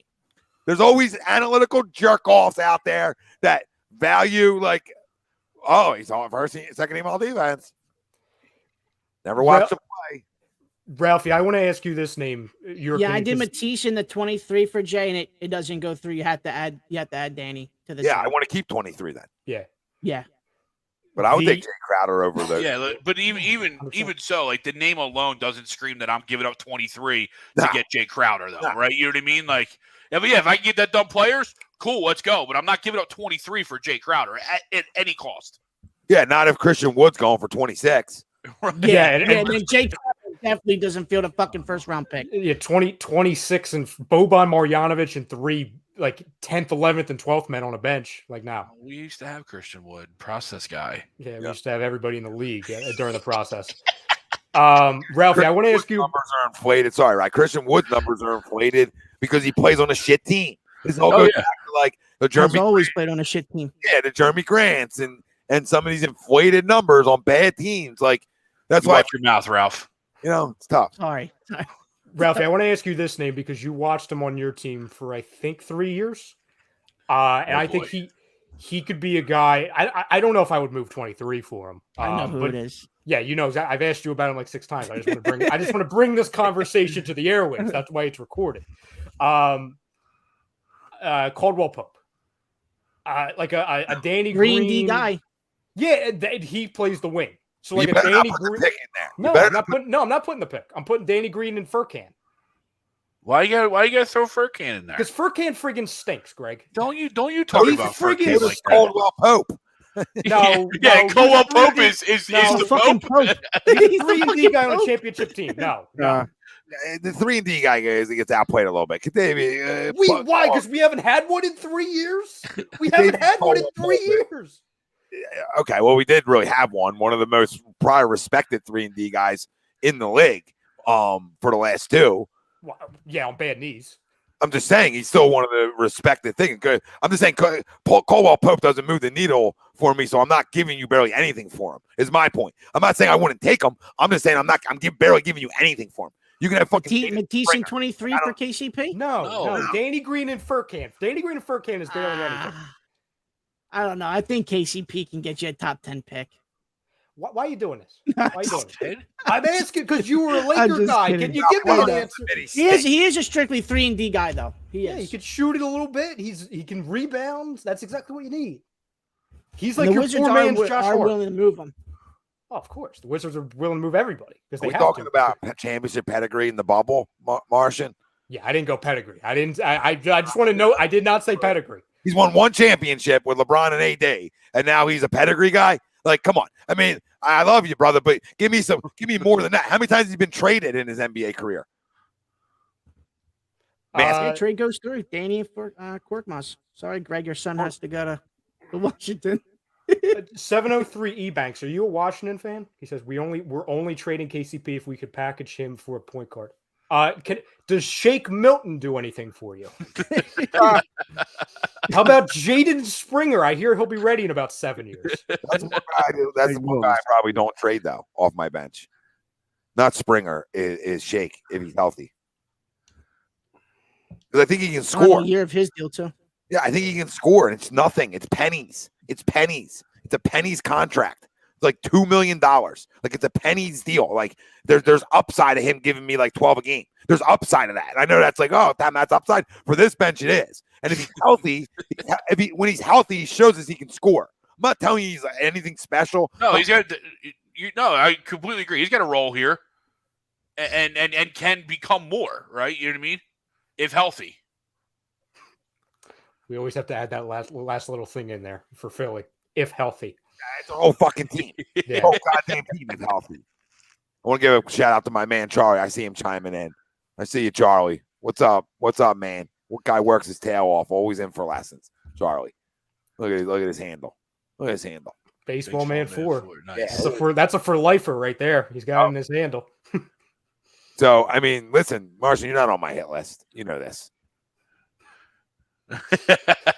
There's a Molly who's a Washington fan. He says we don't want Furkan. Come on, he's the yes, European Molly. Ray Yes, Allen. Molly. We'll keep him. He's the European Ray Allen on 4 years of control. Very cheap, very very manageable contract. Come on, Is he signed for 4 years? Yeah, I know. Yeah, It's 3 years or something.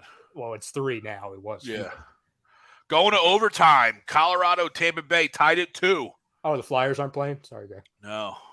Yeah, Korkmaz has 2 more deals, 2 years left. My only overs 2? won't hit, but if Tampa Bay wins, I win the Tampa Bay overs. I like Tampa today. That line was only at 110. I like Tampa today. Yeah. Tom, I do agree with you though on the Tobias thing. I do think if they, and you didn't say this part, like, but you were saying like you're skeptical on if he gets traded. If they make a move tomorrow, that's not, scraps. Like if they're moving a Matisse or a Danny and a pick, I don't think they're trading Tobias. Like, I think that'll be like, okay, this is our shuffle, a pick, couple players. That's our move. You got to be smart enough. You Yes. got to be smart enough to understand the landscape of the league you're watching right in front of you. And I think this is where GMs don't, and then some cater to what they're watching. Am I telling you you're going to be Golden State? No, I'm not telling you that. I'm telling you the last X amount of champions did it the right way. And I don't mean they didn't make a move to put them over the top again, right? Because they did, right? Golden State made a move. They get Andrew Wiggins that puts them back like in a really good spot again with those 3 guys and him as a 4th. Okay. Milwaukee Bucks made a move to go get a guard, right? And Drew Holiday. They made that move that helped them, propel them to an NBA championship. And I think if I keep going back, there's probably more teams that were built out through their core, right, that have won. And if you look at the Sixers, right, Joel's a core guy, obviously. Tyrese is a core guy. So, I mean, you have guys, you have 2 guys you did draft here that are still playing here. So it's not like that way. And Tobias has been here for a minute.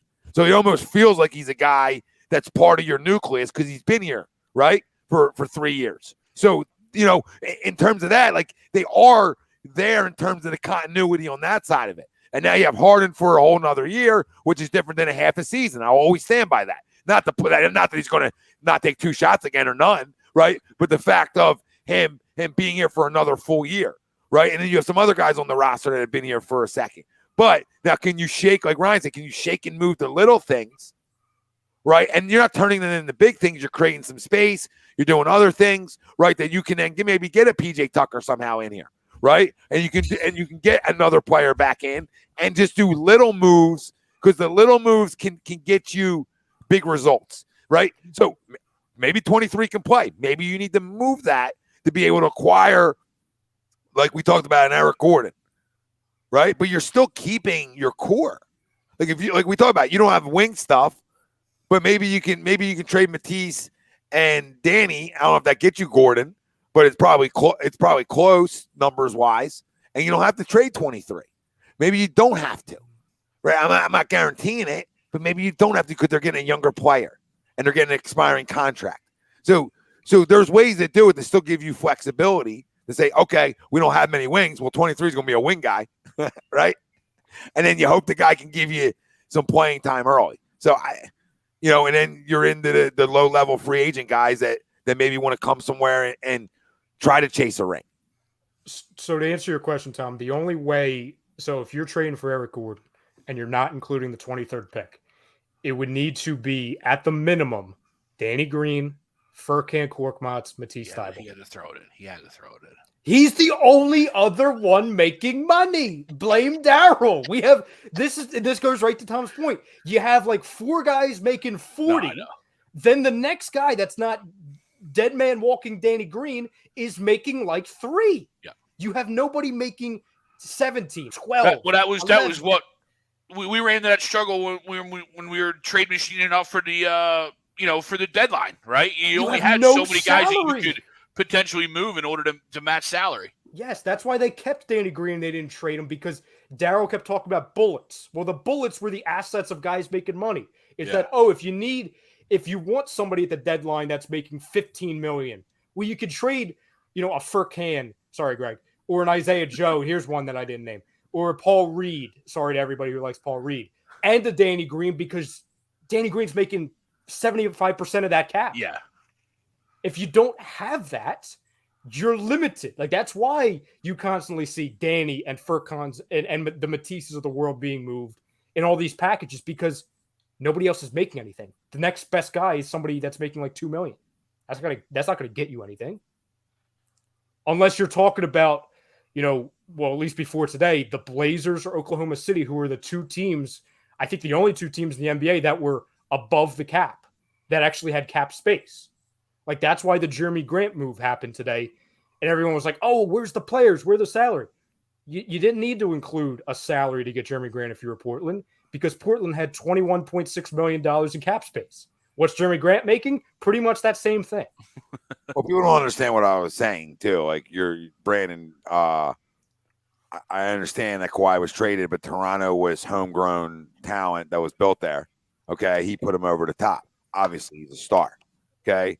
Durant, I don't even count Durant, the Golden State. You understand that? Because they just proved that they can win without him, and they won without him before he got there. So the Durant, the Golden State doesn't that's just over the top, right? That's what that is. That's over the top. They're already a championship contender, okay, before they got KD. So they were built through where, Brandon? The draft. Toronto essentially built through the draft. They're homegrown players. LeBron, again, I didn't mention the Lakers because that wasn't done homegrown. I get right, okay, and it was a bubble, all right.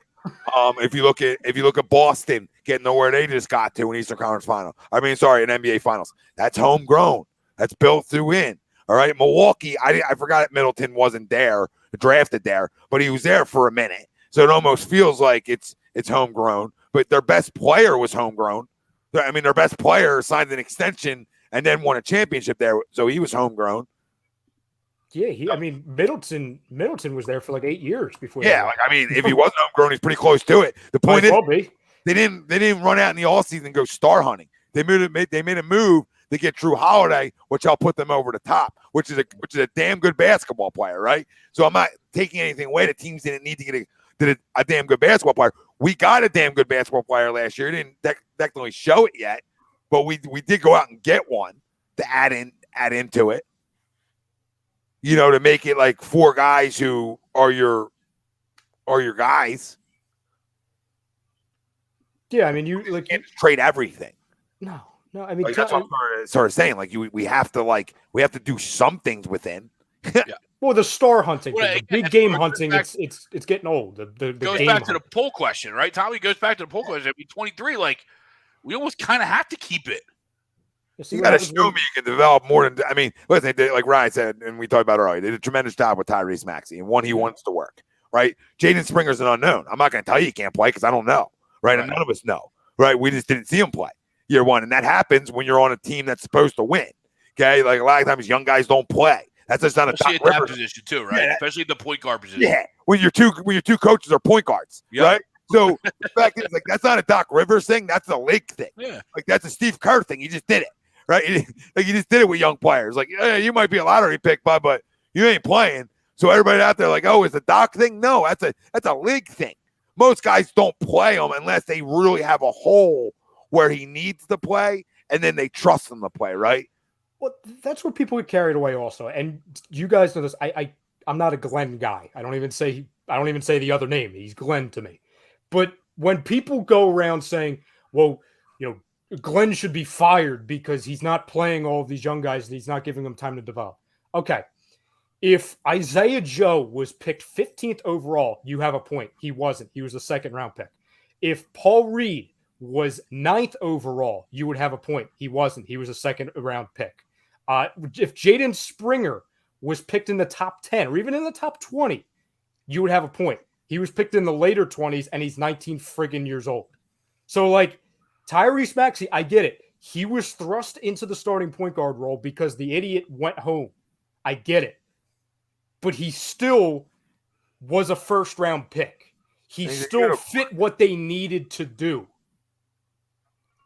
I'm not gonna go on a fire Glenn Rivers train because he's not playing Isaiah Joe, 35 minutes a game. Am I gonna get annoyed because second-round pick too, right? Wasn't Bassett? Yes. Yeah. Yes. All these clamors, you guys are jerk-offs. That's what I just want to tell the people. That's what I've been saying all year. And people think, Tom, you're an idiot. You don't know what you're talking about. Yeah, I do, because I watched the league for a long fucking time. So I don't got all the answers to anything. But I'll tell you one thing. Second-round picks miss me with that they pan out. Like, your chances of panning out are very slim. And there's guys who have done it. There's guys like Manu Ginobili. There's guys like I'm pretty sure it was Draymond, right? I was gonna say that, like Draymond. Jokic. Like there's Lou guys Will. there's who? Who'd you say? Lou Will. Lou Will. There's guys who do it and it happens, but they're far and few between. So if you're assuming that Paul Reed has the ability to be Draymond Green, punch yourself square in the face, right? If you assume Charles Bassey is the next Ben Wallace, punch yourself square in the face. I'm not saying Gillespie. Right? Yeah, like square yourself up. If you think Isaiah Joe is Manu Ginobili, punch yourself square in the face. So this isn't a Doc thing. It's second round pick things, and it's late first round picks on a team that's supposed to win. Well, I have this right here, okay? Oh, here we go with all the names. Well, see, I knew this was Not you. No, Not you. I know the chat. I know people were saying like, let me guess, Norman Powell. I'm on a different screen, so I can't see the chat. Fred VanVleet, Norman Powell. Yeah. So, and I don't even, I'm going to be reacting as you guys do. Okay. So like, I didn't even pick this draft per se. I picked the 2017 draft because that's enough years, right? That's 5 years. It's going to be 6 years. So where we have a good idea of if these players can play. I'm going to hold on. Brandon, I'm not saying that they can't play. Okay. I'm telling you that in years like 2, those guys are obviously not ready to play at this level. I mean, that's what's fair. Like, at least those other guys showed you something early. What if those guys showed you and you're going to say, well, they didn't play? Well, I mean, okay, they did get some minutes. Guys did play a little bit. They're not like they're developmental guys. If they pan out good, but us as fans, listen, I'm not coaching. Okay, if I was coaching, I'm trying to fucking develop players. I'm not coaching, right? So what I'm doing is saying as a fan, the chances of them panning out are pretty slim. That's all I'm saying to you. I think that's pretty fair. So I'm going to read the 2017 draft from the second rounders. Let's see how many guys are legitimate NBA players. I don't know. So like we'll find out as I read it. The first pick in the second round, Frank Jackson. Good player. We all agree with that? Yeah. Good player. What team was he on? Memphis. You say Jackson? Frank Jackson. Frank Johnson. He's on the Pistons, I believe. I thought he played for Detroit. Yeah, he's on the Pistons. Yeah, Frank Jackson's the undersized guard on Detroit. Yeah, I don't Detroit can play outside of Kate Cunningham. So, hey, put some respect on Sadiq Bey. I just know Isaiah Thomas. The Suns, Davon Reed. No, I think he's out of the league. Wesley Iwundu. No. Is this last year's? Second this is 2017. So I'm giving it 5 years. I'm giving it 5 years to show that you could play. Frank Mason III. No. I like Ivan. Kansas, but no. Kansas, I liked them. Yep. Yeah. Ivan Robb, California. No. No. Fan favorite name, Jonah friggin' Bolden, another guy who couldn't stay on the floor because of Is fouls. he back in Australia now? Probably. I wonder if they allow fouls over there. Semi Ojeleye. He was okay he's on the still- Celtics. Yeah, he's in the still league. hanging around, right? I think he was on the Celtics. I want to say he's on the Bucks now or something. Yeah, he's okay. Nothing that you're like, I got to play that guy. Right. Let's see. Jordan Bell on the Warriors. I don't know who the fuck that is. So go ahead. He was He's okay out. he's out. Jawan Evans, Who? point guard from OSU. No, I don't. Dwayne Bacon. Love I me don't even some know if he's bacon. still in the league. He was on Orlando last time I saw him. Yeah. Tyler Dorsey. No. Thomas Bryant, the center from Washington, from the solid player. Yeah, he's okay. Yep. Isaiah Hartenstein, solid no. player. Solid player. Damian Dotson. No. Okay, here's one. You can argue this one. Dylan Brooks. Yeah. Yes. Yeah. Yes. That panned out. But Dylan Brooks was a scorer. He's gonna in get his college. money.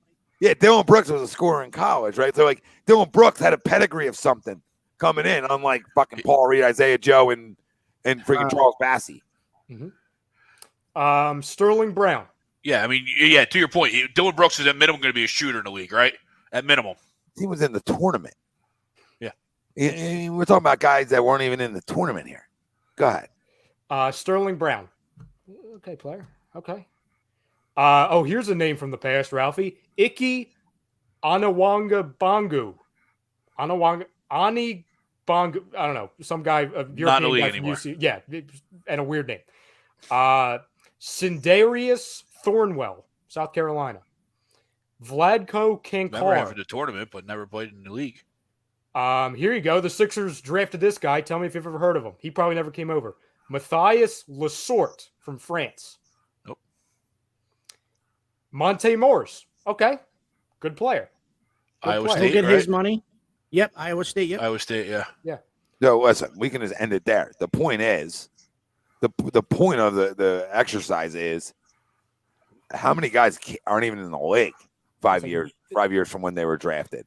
So, like, not saying there isn't players who can play.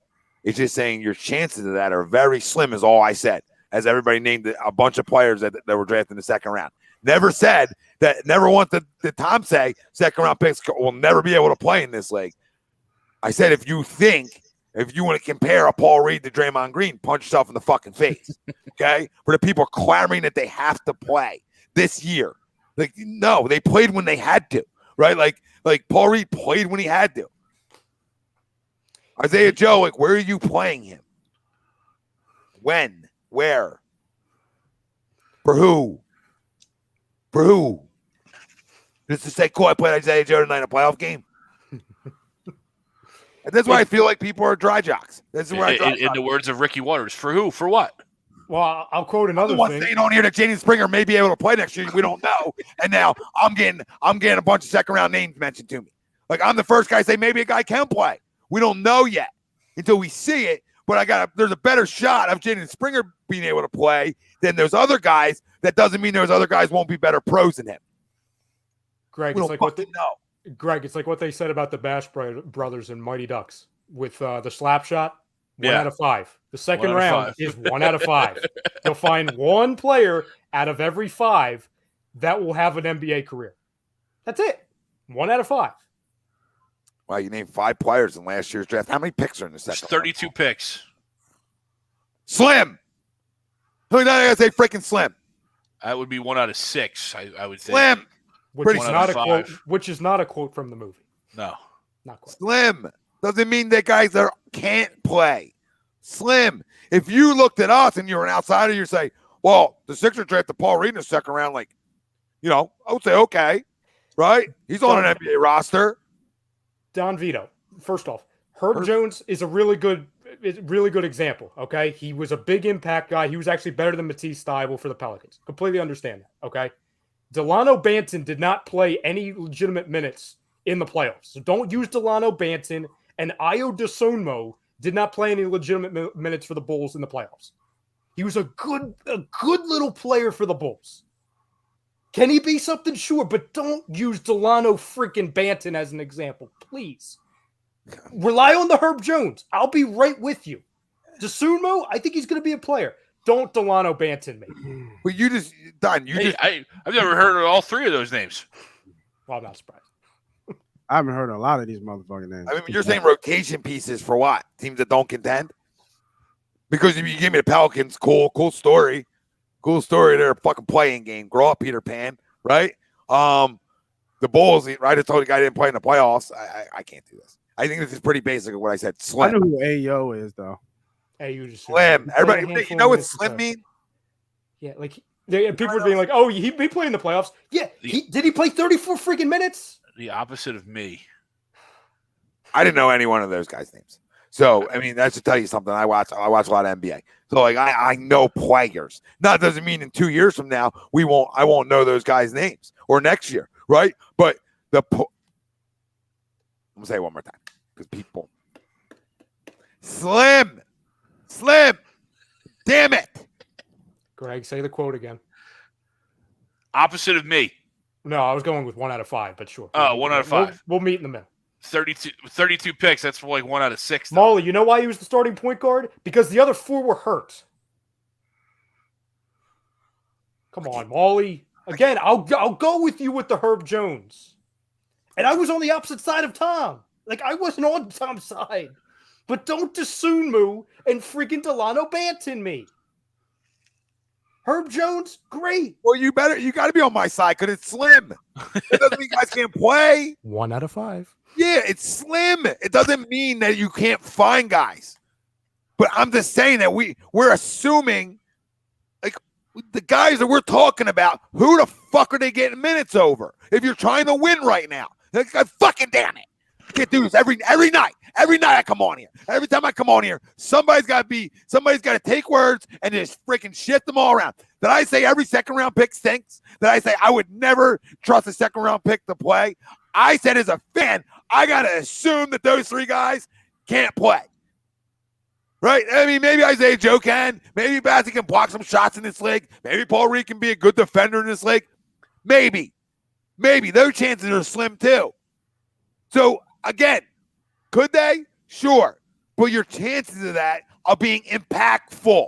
We're talking about impactful. We're not talking about you jerk off and give me a couple names, right? That's all you did. You just gave me a couple names. Whoop-de-doo. How many of those guys are extremely impactful for winning basketball teams? Winning basketball teams. That's the question. That's the conversation. We didn't trust the process mode anymore, ladies and gentlemen. We're trying to win. So name me the guys that all these second-round picks that are playing meaningful goddamn minutes and contributing to winning basketball teams. The last 4 teams standing. Let me know. Shit. It's all time. I'll do that. I'll actually go do that. We get excited over stuff. Just things. We get excited over mediocrity. Yeah, we do it in the NFL. Somebody said, "Tom, like Mulata, you're a draft snob." Somebody called me a draft snob. What are you talking about? Because I assumed a rugby player probably wasn't going to be a franchise in the 7th round. In the 7th round, kiss my ass. Kiss my ass. Because what? Tom, you didn't think he was going to be the next Jason Peters? Shame on you. Yeah, shame on me. Oh, this is like Tom Brady. Then people are going to give me late picks. Tom Brady was a late pick. When I tell you the chances are slim, then people are going to go give me a bunch of late picks. Say, look, Tom, do that dumb shit. a year. Oh, my freaking God. I hate that. I always do that. And Molly, the unicorns. I like Ayu DeSumo too, but this chat is making me dislike Ayu DeSumo. And he has a really cool name. I enjoy saying it. I'm going to punch people in the face tonight. Ryan, not you either, Ryans. But we're talking about pedigree talk now, Ryan.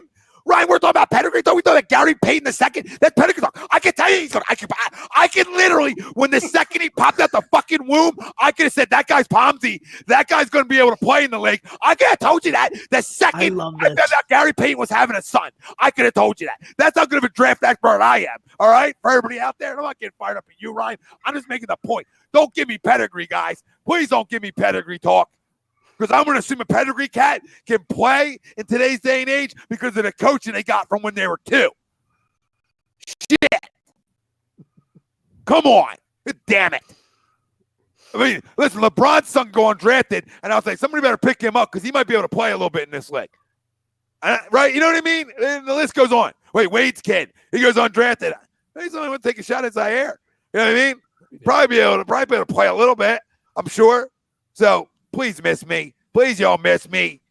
Yeah, Bronny James will probably go number 1 overall just because he's LeBron's kid.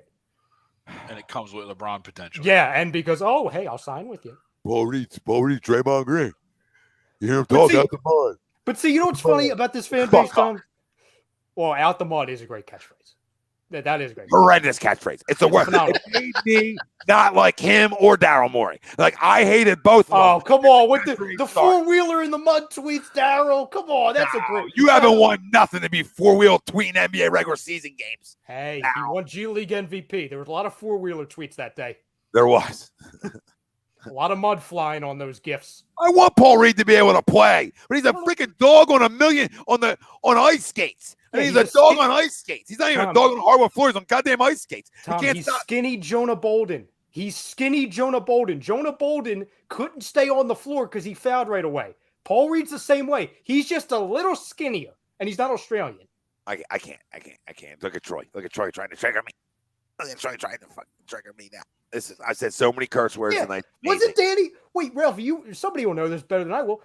Wasn't Danny Green drafted by San Antonio? Yes, I believe. So of course he was a second-round pick. It was Greg Popovich. Yep. No, I think it was with Cleveland. He was with Cleveland first. Oh, then they got lucky. Never mind. Whatever, Ryan. You're right. Ryan, don't even matter where else he went to San Antonio when he was young with freaking Douglas and Albie Parker. I mean, come on. He was in a perfect spot. God damn it. I can't do this. And Tom, actually, fun fact, Danny Green actually went to the finals with LeBron and them. Well, it was in a ballroom, but I understand what you're saying. No. His first stint with LeBron, he went to that finals. He was on that team? Yes, he was. Jesus. Really? Yep.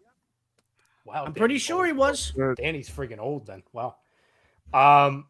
Like, I get when this fan base says, like, oh, you have to play Paul Reed over DeAndre Jordan. I get it. Not because Paul Reed's great, it's because DeAndre Jordan's like a dead body out there. But he I get did. it. Right? Yes, and then he fouled. And then he fouled. Yeah. Dude, he had five fouls in 12 minutes. I don't know if anybody understands the impact that has when you're not impactful and with anything else. When you have 5 fouls in 12 minutes, like, you're almost tying my hands. Like, I can't play you. You're almost saying, hey, coach, I'm going to go in and be so ridiculous that you're not going to be able to play me. That's what it is. It tells me you have zero self-control in your life. I mean, he probably walks around his house and just runs into things. Like, I can picture him in his house, like, going to get a snack, and it's like you would think he's in the dark. Like, is he in the dark? It's like if I had a camera in his house. Like, is Paul in the dark right now? Because he just ran into 7 walls.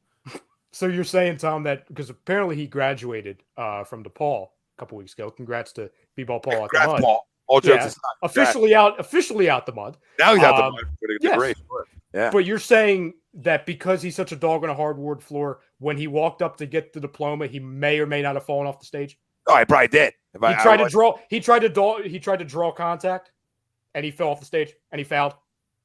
Like, he's a good little player. He's a good little developmental player. That's what he is. Yeah, if he can calm himself down, right? If he can, there's things he has to do, which I don't know. Like, you people can tell me, well, you got to coach him up, Tom. Coach up what? You got to control your own self out there. My goodness gracious, I'm not reaching every 5 seconds for you. If you don't have a feel that that's a foul, haven't you played basketball your whole life? Like, I start to question guys' basketball IQ when they're that egregious. Listen, everything else he brings to the table is like stuff you need, right? He's an energy guy. He can rebound. He's athletic, right? Blah, blah, blah. Today's NBA, all things you need. But the biggest thing is the fouls kill you. And they don't. In the regular season, you can get away with it a little bit. In the postseason, they murder you. I mean, you're pretty much in 12 minutes. You've got 5 fouls, so somebody's going to the line real soon, right? Somebody's in a bonus real soon. Can't have it. Next year, can he calm himself down and be a good player for his basketball team? Or what we're talking about is in a rotation, impactful. Maybe. I'll never say no. He is playing in the NBA, right? But it's again. It's a Tyrese Maxey effect. I don't know who works. right? I don't know what goes on behind closed doors with cats. So to be able to guarantee certain things, I can't. Just like I can't guarantee he won't ever be able to play. Vice versa.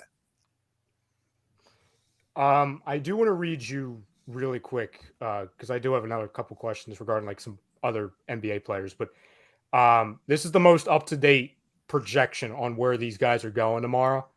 So I just want to get you guys your gut feelings. Again, doesn't matter if it's the first pick or the 60th pick. Nobody has any idea. We could have a good guess on what these players are going to be. They have Jabari Smith of Auburn going number 1 to the Magic. Do we agree with that? He probably goes number 1. Do we agree with that? Do you think he's deserving of the number 1 overall pick? Yes. I don't know. Those odds shifted. You think so, Greg? I think it's him or the kid from Duke. I would not be messing around with Chet Holmgren. Hello. From the Magic standpoint, that's the right way to go. Is it? It was his name, Pablo. Bancaro. Yeah, Bancaro. Yeah, he was minus. He He was plus 2,000 at the start. Now he's like plus 200. He might be the best player in this draft, and for some reason he dropped to like 3.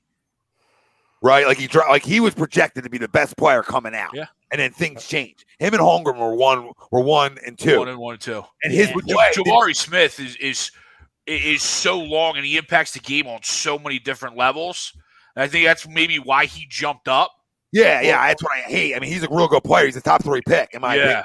But I go with the guy who didn't change, right? Like he didn't jump up. He's been who he's supposed to be. He had a really good year at Duke, right? So he's been who he's supposed to be this whole time, right? So that's the guy. That's the easy pick to me. Not necessarily going to be the right one. Maybe Jabari Smith works out and is better, right? Maybe Chet Holmgren puts on 50 and can withstand an NBA season, right? But to me, 1-2 is easy. Chet Holmgren shouldn't be a top 5 pick if I'm an NBA executive, right? Not saying he doesn't have really good abilities. Not saying I don't like the kid, but he should have stayed another year at Gonzaga. But when you know you're going in the lottery, you have to come out, right? You're almost forced to, rightfully so, and I get it. But he's not ready for the NBA yet. The other 2 are NBA ready for sure. But which is what I'll agree because it would be a Magic thing to take the guy who skies up boards because he had a really damn good year. Well, the shooting percentage, 42% from 3. That's why he's going. Where was he projected before the year? I'm just asking. I don't know. Like I don't know either, but I just know he is only a freshman, so he was only at Auburn for no, Jabari Smith. Yeah. Oh, okay. No, I'm not sure. Curious. If he's probably a lottery guy, I would have to guess, right? He had to still be a lottery because guy. all year long it was always Paolo and Chet, right? I know. 1 and 2, and that was it. Yeah. And then out of nowhere, here comes Smith. And I think I think Auburn came out of nowhere too as a team, right? You know what I mean? Like I don't think anyone really expected Auburn they to be ranked the number highest 1 team. this year. I know they were up there, and a lot of reason was Jabari and what he was able to bring. Yeah. And I know the highest they got this year for basketball. I think it was 4 was the highest they got. Yeah. Out of like rank wise throughout the country. 4K saying Paolo can't shoot though. I mean, I don't know. I think he can shoot enough. I think he can get better at it. He's smooth. So like when you're smooth and there's no hitches, I feel like you're gonna have no problem being able to stroke at the NBA level. I get it. Jabari was lights out this year, but I just want to know like where Jabari. Not that it matters. Like it doesn't matter where you're ranked. It matters how you play, right? So, but I'm just curious on where he stood coming into this year, even though he was a freshman. Like, was he? I would assume he's a big time recruit.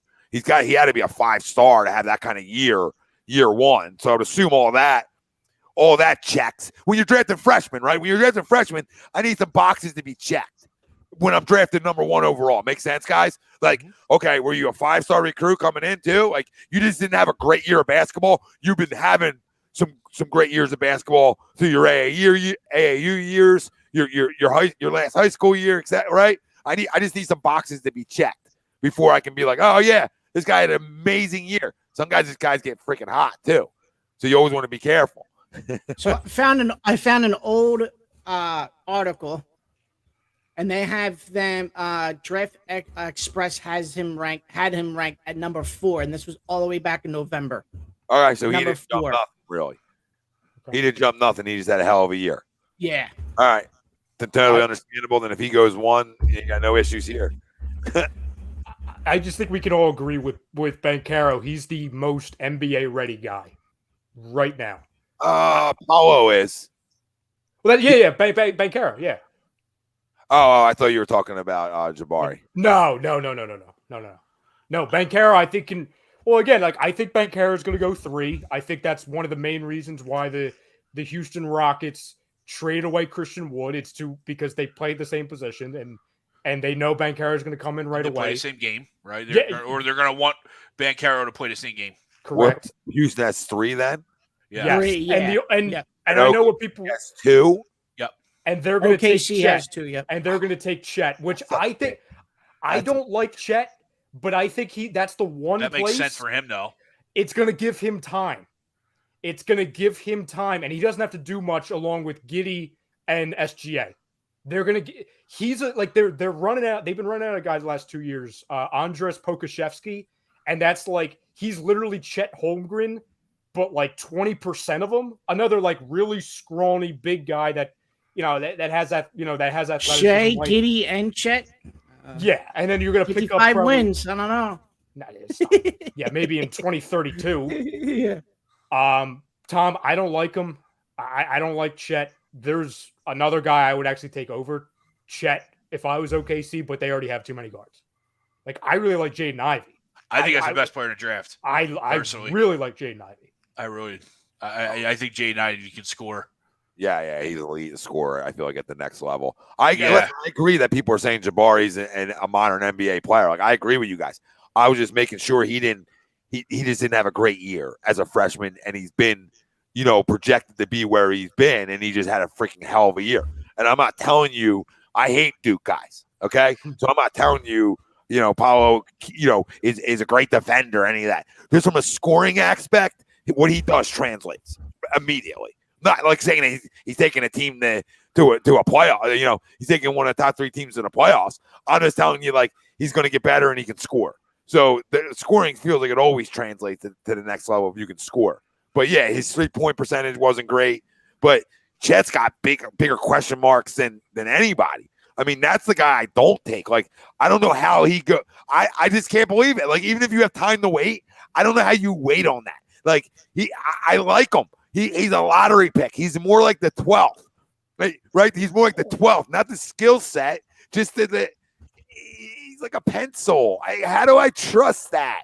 He's not like too many games in college too. I can't do that. I can't. Yeah, he's not like KD. He's not KD athletic. No, yeah. Thank you, because that's been thrown around way too much because of how scrawny he is. Skill set and the skill set. The skill set somewhat translates, but not the athleticism. Well, Chet is athletic. Did anybody watch KD at Texas? Chet can't take me off the dribble. What, Ralph? So go watch KD at Texas. Thank you. They're 2 different players. No, Chet, really, absolutely.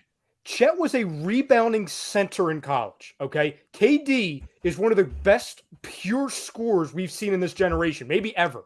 So, like, for people to say, "Oh, well, Durant was skinny. Oh, well, Durant needed to grow into his body. Oh, so that means Chet's going to be the same." Say that again. No, it didn't go in. Oh, yeah, it did. Well, they're celebrating. They're celebrating like Colorado looks like they might have won it, but I don't know. They hadn't changed on the scoreboard. All I'm saying is, for everyone throwing the Durant isms at Chet Holmgren, I think it's disrespectful. It's incredibly disrespectful. Yeah. Well, remember another guy that we used to have that had a little Durant thrown at him too, right? Came from the. Did that go in? Yeah, it's stuck up top. Oh my god. Oh my god, Yeah. it did go in. Nazem Kadri just came back from an injury too. Yes, he did. No, I remember early in the Ben scouting, there was a little bit of Durant because he could do everything, but obviously that didn't translate very well. No, he certainly can't do everything. What a move by Kadri! Come on, Don. I didn't know if Luka's athleticism was going to be good enough at this level. But I mean, if you watch Chet Holmgren, and I like Chet, I mean, he got exposed a little bit. So, and I think he can still do some things, and I like him. I do. I like him. He's not a star. I don't know if he's going to be a star ever. And when I got a top 3 pick, I gotta make sure I'm leaving with a star, ladies and gentlemen. I don't have time to say, "Oh, I hope you can develop into a star." kiss my ass on that noise. Miss me on that noise. I need to know. I need to take the knowns. I need to take the knowns. And the knowns are the other three names we said. Like, they're guys that legit have the ability to be stars in this league, right? Or all-star caliber players. I think Chet can maybe be a really good player in this league. I don't know if he's ever going to be a star. Well, what position is he going to play? Because Power forward. I was going to say, because he can't. He'll be at the 4. He'll be. Yeah, at the he 4. can't play the center position. So what is he going to be? So he's going to play. He's going to be a stretch 4. So like a skinny Karl Anthony Towns. Yeah, pretty much. He's going to be a stretch 4. Like a skinny Anthony. No, I can't. But like you said, right, he has enough time to work on his game. He's going to go. Yes, he's going to the right place. 20,000 first-round picks. Yes, it's a perfect place for him to go. Yeah, if he was a going team to that's Houston, not going to get any spotlight, a team that's not going to play any primetime games, a guy that can, he doesn't have to fucking rush anything. You got 20,000 first-round picks, and that doesn't need to be his team right away. You've got SJ and you've got Giddey. You still have Shea there. You have Giddey there. He doesn't have to He doesn't have to score 30 points like he did in Gonzaga for the team to win. Well, and here's the one spot for him. Here's the one thing I'll say to Don. Like, I hear what you're saying, Don. Like, Luka had questions, and I'm not saying you're comparing it like apples to apples, but Luka friggin' Doncic was scoring 40 points overseas with friggin' fires, like bonfires going off in the friggin' in the stands. You know what I'm saying? Like there were fireworks happening out there, and he didn't look frazzled for a second. Chet Holmgren was visibly frazzled in round 1 of the tournament. He never looked comfortable. Yeah, I don't want to give him credit. He had a good year for a freshman. Yes. And he brings size to a team. And I know Brandon said he's not a good rebounder, but he still averaged 10 boards a game for the most part, I feel like. So he's good enough, right? He'll be able to board. He's tall. I'm not telling you he boxes out great. But does he have room to become a damn good player? Sure. I'm not going to say that. Make sense? I just don't know if I take him over the other guys. That doesn't mean I don't take him 4, right? And I think that's fair. Like if I said, hey, Chet Holmgren's my 4th on my board, like that really still means I think he's a damn good player, right? I just don't know how good, and that's okay, right? And guess what? He can grow into a body. He puts on 20 pounds. He'll have no problem in today's league. Mm-hmm. He'll have no problem if he gets if he can get himself to 215, he'll be okay. I prefer him more like 220, 225. But 215, like he'll be able to survive, is my point. 195, absolutely not. No. To Reggie's comment though, is today's NBA physical though? You know what I mean? No. I mean, so we could be Chet's sitting here still saying, "Wow, Chet's looking pretty good for this NBA." First part of Reggie's statement is true. It's just that it's the second to last word that I just don't know if it's factual. Now, if Reggie's trying to say like he won't be able to go one-on-one against a Joel Embiid because Embiid will eat him up on the inside. Oh, yeah, for sure. That, if you're trying to say that, I will agree with. To where, like, he's not going to be able to withstand going one-on-one against the body types of a Jokic or an Embiid, for example. And we can go 50 more guys. You know what I mean? Yeah. But it's not physical. Right. But it's not physical. No, it's like... And this, like, I'm not going to compare Chet Holmgren to this guy, but like Mo Bamba, remember how skinny Mo Bamba was coming in out of college? Yeah, he's still really skinny. He was supposed to be like the next center. You know what I mean? Yeah, they thought he could survive with being a physical center, and halfway through year 1, you know what they did, Ralphie? They moved him to a stretch 4. Yeah. Again, why? But then you look at that, and that's kind of why the Magic are going in a different direction. Right, they don't need that. They don't need that type of guy anymore. Yeah, well, they have 50 of those guys now. Yeah, and let's remember, like, there's no like the Tim Duncans that stay in the college for 4 years, right? No, these are 19-year-old, 20-year-old kids. Still, yeah. I was looking at bodies. looking at it, and the oldest guy I see potentially drafted in the first round, and this is all the way down at the end of the first round is a couple of juniors going, but everybody else, you're right, Nate, is a freshman and sophomore. He's a freshman, yeah. So that's what it's become, Nate. Yep, for sure. It's become that. It's become that they high upside. Money, they're out. And then 2 years from now, we'll be 18-year-olds. Yeah, to Nate's point, with the high schools.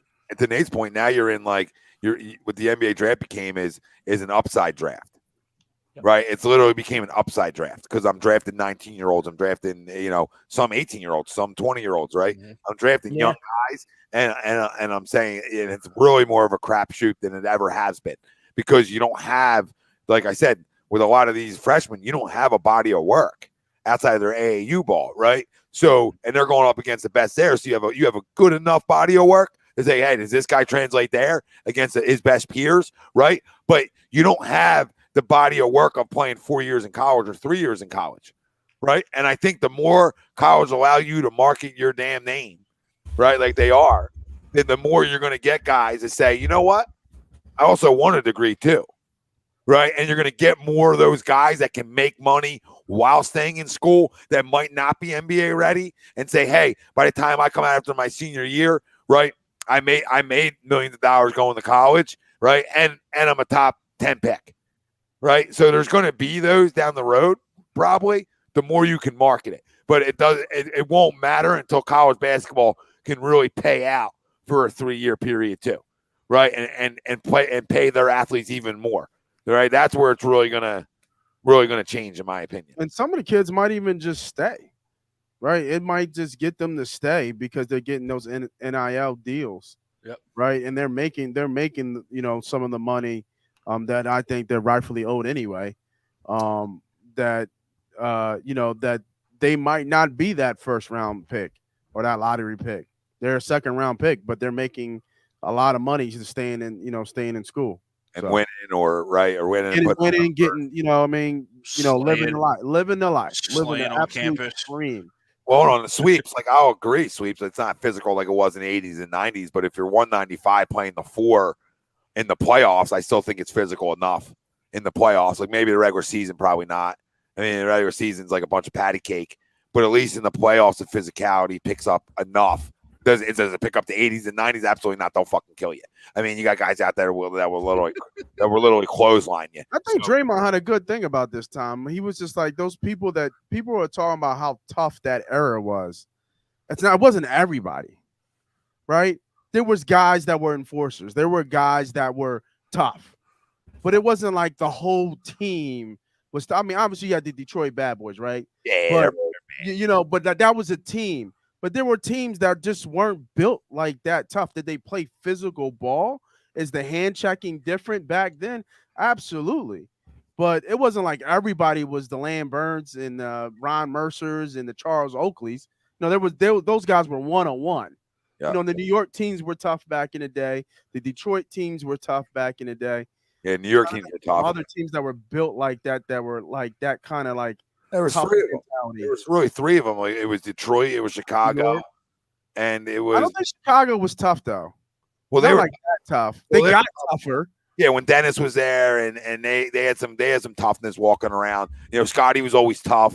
Now he doesn't sound like he's tough when he talks now. Like New York was tough, right? Like New York was really tough. Yeah, like New York Patrick, had John like Starks, the Starks, the Oakleys. I forget who that Ewing. old ass point guard was, ball headed. Down Houston back in the day for a little bit. I don't know if he was on it was that. Ron Harper. It was Harper. Was it Ron Harper? No, it wasn't Ron. You talking about Harper that was on Chicago, Ron Harper? Oh, no, I'm sorry. That was Chicago. Yeah. He looked like Ron Harper. He did. But I forget his name. He was an old head. He had old head game.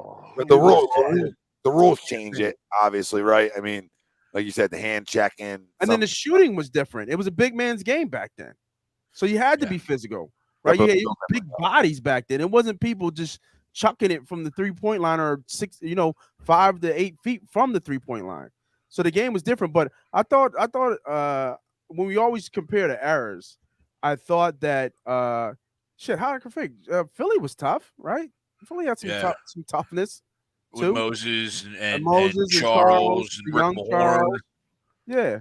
But yeah, I think that Boston's up there when you think of Robert Parrish and Larry Bird would rip your head off. Yeah, he would. Kemp McHale. Some of that Atlanta team too. Atlanta team had a little toughness to them too. Yeah, the great teams back in the day all had the toughness too. They had the star power and the toughness. For sure. But I'm just saying it wasn't everybody. Like we got this fixation like the 80s and 90s were so tough, but it wasn't like every team was tough like that. There was just certain guys that were tougher and certain teams that were tougher than other teams. Oh, when we look back at the Warriors, obviously we'll look back at, Strokin and the Splash Brothers, right? But the big thing is what I don't, what I think we'll talk about, 10 years from now, and we're like, oh, these teams aren't tough. Look at that Warriors team, because you have a guy like Draymond who's an enforcer, who's physical, and Clay's a great defender, and they had some other physical stuff. So I still think the win, even in any era, right? You still need to have enough toughness, right? Yeah. We're talking about physical, I get, but enough toughness, enough physicality, because what happens is in the postseason they allow more physicality per se. They allow more, not that they don't call stuff, but it's like the you guys know what I'm talking about. The softness in the regular season isn't the same as a postseason, but the game doesn't allow you to do some of the things that guys did back in the day, where I could clothesline a guy and he's only going to the line. It was just a foul. Yeah. Going to the line for two. Guy's dead on the ground. Yeah. You punch somebody in the face and you finish the game. Yeah. Somebody's coming in, driving the lane. I'll just fucking spear him. Yeah, play it out. Nothing to see here. Yeah, right. So, I mean, I do talk about that one. We talk about that one. I do like that game back in the day. Don't get me wrong, but I also understand why it changes a little bit too. But at least they allow the postseason to have that physicality that I think is needed in every sport. You know what I mean? And you hear it on commentary, like some of the older guys watching commentary, right, are saying like, back in the day, that was just a foul. That's a good foul, right? That's a good hard foul, right? And I think, like you said, the refs let them play. The refs kind of let them go. So, I have some news. I guess Woj was just on TV. I don't know, because there's a bunch of stuff that's coming out. So I'll just go right down the line, and then I have some yes or no. We got going down the line with Woj. Yeah, I'm telling you, I have like 6 things. Woj said 6 things. Not just Woj, but mostly Woj. Yes. Okay. First thing. So I'll start with the Suns and DeAndre Ayton. The Suns do not view DeAndre Ayton as a max level player and are very motivated to sign and trade him within the next 24 hours. So a DeAndre Ayton sign and trade. Yeah, you want Tobias? Yeah, Tobias and Paul Reed. I'll do the Twin Towers. Blow that team up. That's crazy. Twin Towers. Yeah, we tried doing Twin Towers with Okafor and Embiid. Might as well do it with Ayton and Embiid. If they trade him, yes, I agree. Oh yeah, I think they're going to trade him in a heartbeat. But would you guys go Twin Towers and try to reinvent the team and go backwards? Yes. Like say, everybody's trying to stroke the 3. Have fun trying to score on that. Yeah, have fun getting down. Have fun getting in the lane and have fun stopping it. Because two big guys that can give you 25 a night. Float like we know he wants to, right? Well, you know what I mean?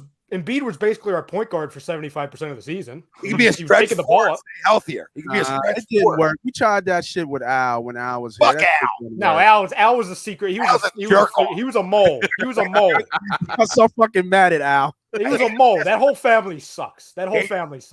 Hate his sister with a passion. Yeah. I don't even know her. She might be a great lady. I hate her. I don't think so. And he can't be worth a lick when he was here. He couldn't even make a 3.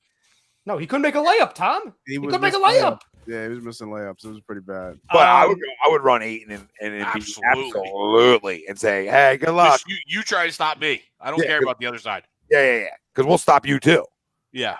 I'm going to tell you. Because good luck getting to the rim. Joel can cover a guard, so I'm not worried about Joel defensively. And he ate him too. I mean, you got guys who move. I would do it. I'm an animal though. That's where my junkie comes in from old school. You know what I mean? I'll tell you exactly where Ayton's playing. And then I want you guys to tell me, your predictions on it, and the chat as well. I am so confident, so much so that I sent Ralphie this screenshot titled DeAndre effing Ayton in all caps earlier. I wish Don was watching. I think DeAndre Ayton is going to be a Detroit Piston. For what? Yeah, for who? Top pick, because with that move, they just coincidentally enough just cleared $43 million in salary cap space and have a wide open max contract slot, and they need a center. And they're one of 3 teams that have been making calls on him. DeAndre Ayton will be a Detroit Piston. So the number 5 pick? Whatever you want. What would it be? What would it be? Like, what's the deal? I'll trade machine you. Hold on. So on just the 5th pick for Ayton or 5th? Well, and if you want to throw in players to make the salary work. I think you're going to have to throw in players to this. Yeah, So, I don't think it's enough. not if they sign. Not if it's a signed trade for a max slot. Then you need to match the money. Not if they're not if they have cap space. Like the Jeremy Grant thing, you didn't have to have a player. Yeah, they're going to have to add a player to that. There's no way they trade him just for the 5th pick. No way. No, I'm not saying no. I'm not saying just the 5th pick. Regardless, my point is he's going to be a Piston.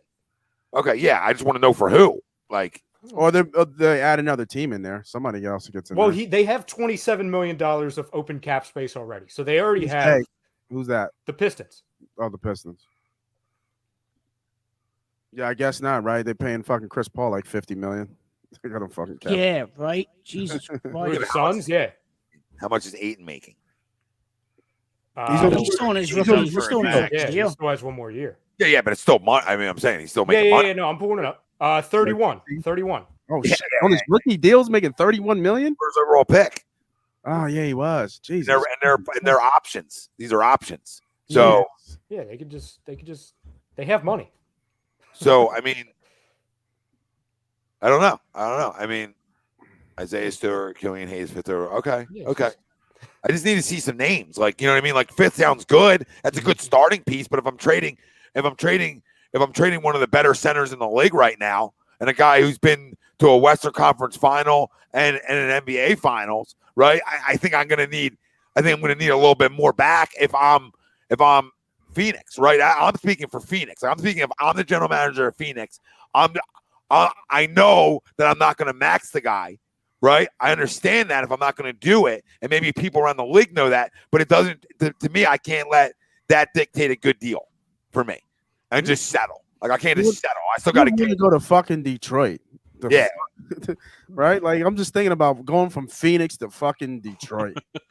Oh my god, Little Caesars. The Tom, to answer your question, if the Pistons need to throw in money, it's going to be Kelly Olynyk. Because he's the only guy who's making any bit of money. He's making 12.8 over 2 years.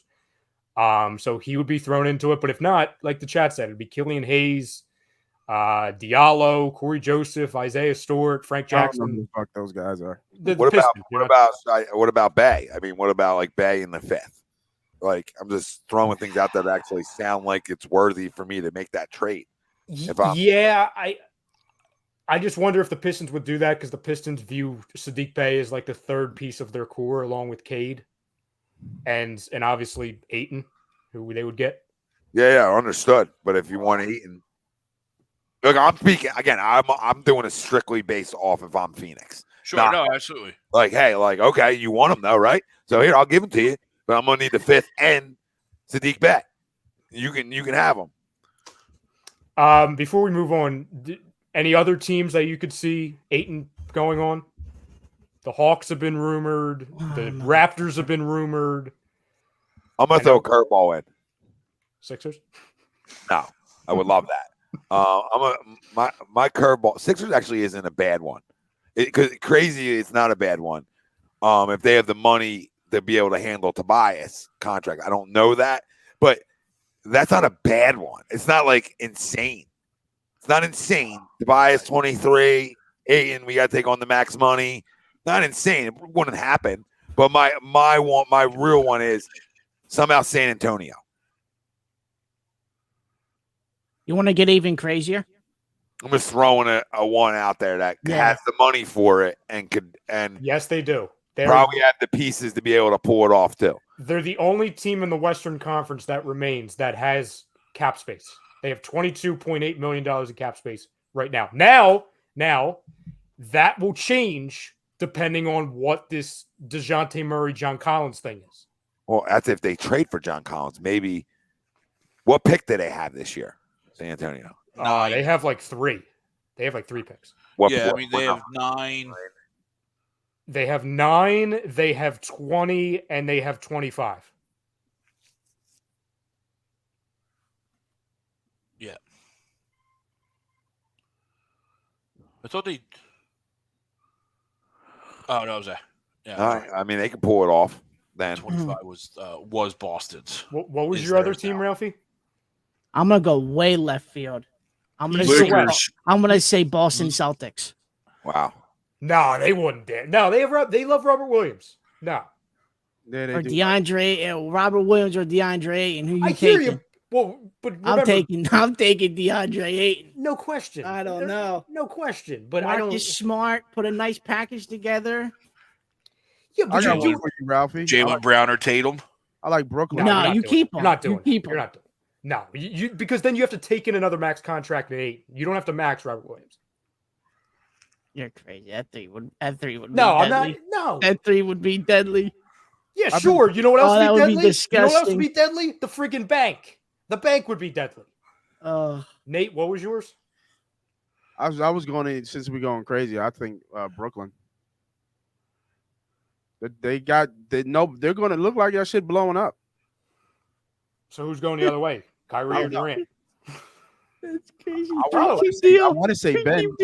I want to say Ben, to be honest with you. Oh my God, KD. KD goes to the Suns. KD go. Oh my Imagine God. those three. Oh my. 3-team deal. Kyrie KD's goes to the Lakers. KD goes to the Suns, and Ayton goes to the Nets. KD's going south. There you go. KD's going south, ladies and gentlemen. Phoenix is south. Yeah. South in South of accordance Arizona. to Brooklyn. In accordance to Brooklyn. Yeah. That's south. So where, Rye? I don't see them trading them anywhere in the West. I mean, No. San Antonio makes sense, but somebody in the East for sure. Tom, if this John Next. Collins, DeJounte Murray thing doesn't happen, I think Kevin Durant going to the Hawks makes so much friggin' sense. You really think they're gonna So give him much KD? sense. What, and play with Trey? Yes. It makes so much sense. And this is what they've been trying to do. Have a bunch of really good players, a Hunter, Herter, Collins, Bogdanovich, Gallinari. They have a bunch of good players. They're the team where if they want to do a 3-for-1, a 4-for-1, a 5-for-2, that's My question, wouldn't Ayton get it done too? Would Ayton be able to get that done? For what, KD? 8? If it's a sign and trade, yeah. We I need mean, more. Durant's making Absolutely. Durant's We need making more of that. crazy money. It would be 8 plus. For sure. Be Ayton, wherever that pick is. Right, Crowder. There you go. Back to Jay Crowder Yeah. from earlier. Yeah, it would Crowder be- on the Nets would ruin me. So they get Crowder, Ayton, Simmons. KD. God. Would I think be you got to throw Simmons in there too. Yeah. no. That would be their team now. That would be their team. Like their team would be Oh. Simmons, Ayton, and who else was the other name we said? Crowder. Crowder. And that'd be none of them can shoot. 25-win team, baby. That's Twin Towers right there. Might as well move back to New Jersey. I'm just throwing it out there. I don't know. I mean, who knows? Yeah, I What don't fucking know. But just picture KD on the Hawks. No, I don't that want to. works. I mean, I can. Oh yeah, picture, I don't want to because that'll ruin me. But that works. I can picture. I can picture him really anywhere. Really, I Picture can him picture him in Phoenix. I can picture him. I mean, I know he wants to win, so like San Antonio won't work for that. But like Miami somehow in a big package of players. Like I could see him in a couple different spots. Miami makes sense because they got that Duncan Robinson contract they can throw in anything. I Right? got- You know what I mean? he's such a loser. I could see him going to New York just because, right? Like he's going across the street. He's going to go to the hates- Garden. He hates that owner though. He still hates that owner. No, I know. I'm just No, I hear it. No, listen, I hear He's you. a loser across the street. I can see him going back to Golden State, knocking on the door, begging for somebody to let him back in. Don, you don't have to worry about Miles. You're getting DeAndre Ayton. I already put it in stone like 20 minutes ago. All right, next news and notes. And it so coincidentally involves Jay Crowder. Phoenix have called numerous rival teams and executives to measure Jay Crowder's value on the trade market prior to the 2022 NBA draft. 3 second-round picks. He could go. Green. He could go anywhere, right? Yep. A lot of people take a player like Crowder, so As long as the asking price isn't Yeah. outrageous. he could go anywhere. I'll take Crowder. Anywhere to a contender. Shit, he go back to Boston. Oh God, no, I won't like that. You're right, though, Nate. You're right. I would probably give up 23 for Crowder, to be completely Me too. honest. Like I don't know if I'm alone on this, but I would. It's not even close, really. I would much rather have Jay Crowder than Peter Tucker. I don't think it's close to me. I know that I'm probably in the minority. No, you're not. They're the same type of player, except Crowder's more athletic. I mean, you know what I mean? So they're similar in terms of like what they bring to the table. They can both shoot a 3, and they can both flat out D up. And Crowder brings some toughness. I'm not saying I like Crowder as the end all be all, right? But he brings some perimeter toughness. Yeah. No, Don Vito, I'm not even doing that. I'm just giving you 23. Try to do it with maybe another player or something. Then not even Thybulle. The next news, little nugget here. And Tom, I love this one. I should probably lead with this. Adrian Wojnarowski just said on ESPN airwaves that he predicts there will be, quote, tons of trades tomorrow. Oh, Jesus Christ. Here we go. Let's dig in. That means absolutely no trades are going to happen. Woj has never lied to us. He knows. Oh, yeah. Bullshit. Bullshit. Don, real quick. Woj says this every fucking year. Nothing happens. You guys answer this. Would you rather have Jay Crowder or Eric Gordon? That's a really good question to me. Jay Crowder. Because the hell I'll say Jay Crowder. Jay Crowder. Eric Gordon's been banged up the last 3 years. He played a lot this past year, but he's missed a ton. Jay Crowder's a goddamn dog. So do I get Gordon healthy? Gordon, I'm taking Jay. I'm taking Jay Crowder. If I get a healthy Gordon, I'm going Gordon. Jay Crowder's a starter. Eric Gordon's a sixth man at most. I got to go Crowder. I need a six man. I need somebody who can score off the bench. I need two starters right now. I need two. I need two starters. Utah, give me two. Yeah, give me two. Yeah, I would take Crowder, but healthy, I would rather have Gordon because he can score it. Detroit Trent, maybe it is crazy. I don't know. We've been called crazy before. It's cool.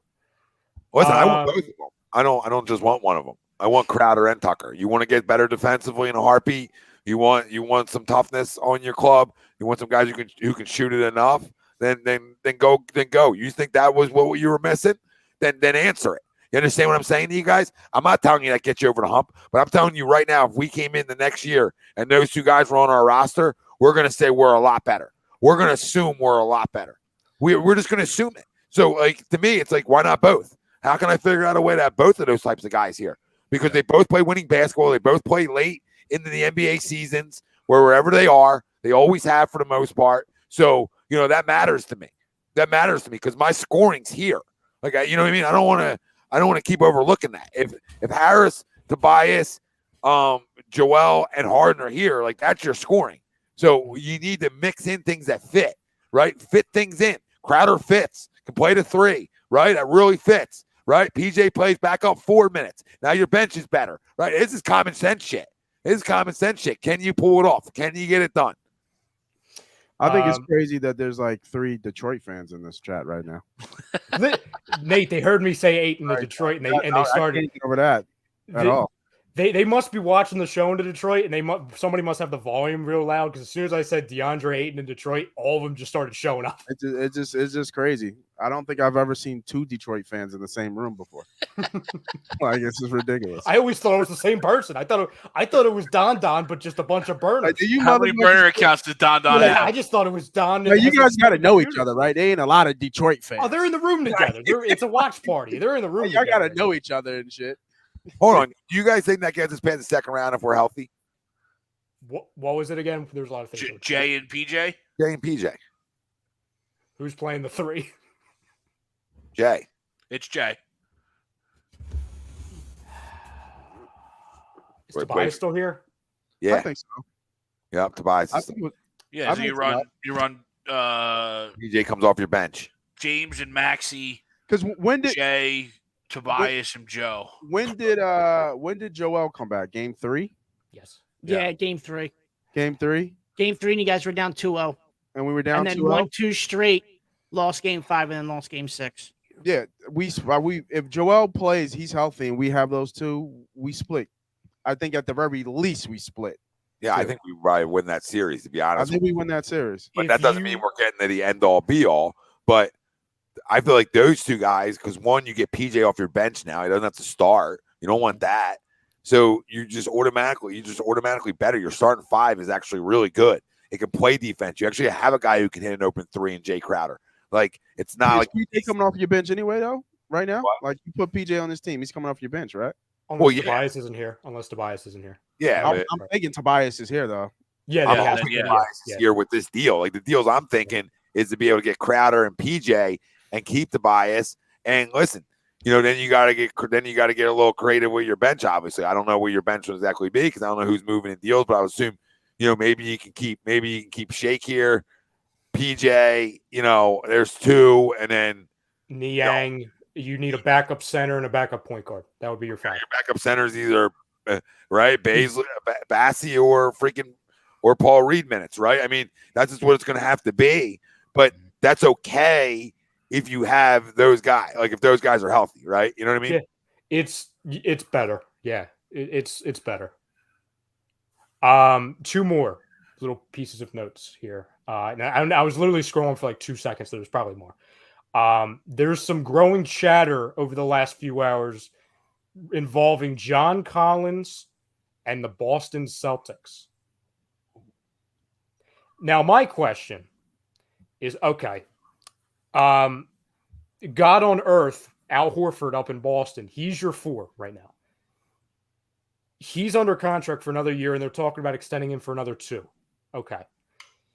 You're not extending Al to come off your bench unless and then you have Robert Williams playing the 5, and John Collins would be your 4. So my question is, what the hell does that trade look like? I don't know, but they become really, really, really fucking athletic. Jesus. Oh, that's scary as hell. It's scary athletic. Well, I think Yeah. Al Yeah, probably if has they to go do to that, they're favorites in the East. Yeah, wouldn't Al in that scenario? Like, yeah, I understand they want to re-sign him, but if you could swap him for a younger John Collins, doesn't Al go? He would have to. He would have to go. Bench. Yeah. Or you move Williams and you play Al and Collins at the 4-5. See, I don't think know if Williams. And I don't think that's the right move. Yeah, I don't know if I'm like I just always loved Robert Williams. I don't know if I'm just dramatically overrating him, but I would not move him unless I'm getting a crazy amount. I mean, you see the difference he made this season, and he was playing on one leg. Yeah, I just think Smart goes in that deal. To be honest with you, I think if they want John Collins, if they want John Collins, and then Atlanta's going to want something back, right? Atlanta's not trying to dump. Atlanta's trying to get better. So if you get the player of the year back to play alongside Trey, I think that's how they're looking at it. Because they trying to trade Marcus Smart for like 5 years too. Well, because the problem is he's the soul of that team. But the problem energy. True, but the problem is, I'm saying from Atlanta's side of things, Atlanta's just not going to give you John Collins for Al Horford, right? So what are you giving Atlanta? Is my point. If I'm an Atlanta GM, I just put my Atlanta GM hat on, right? Then I want Marcus Smart. I want a great perimeter guard to pair up with Trae Young. Then, right? If I'm going that direction, if I'm trading John Collins, because I can get more from San Antonio, right? So if Murray's on the board from San Antonio, that's better than anything Boston's going to give me.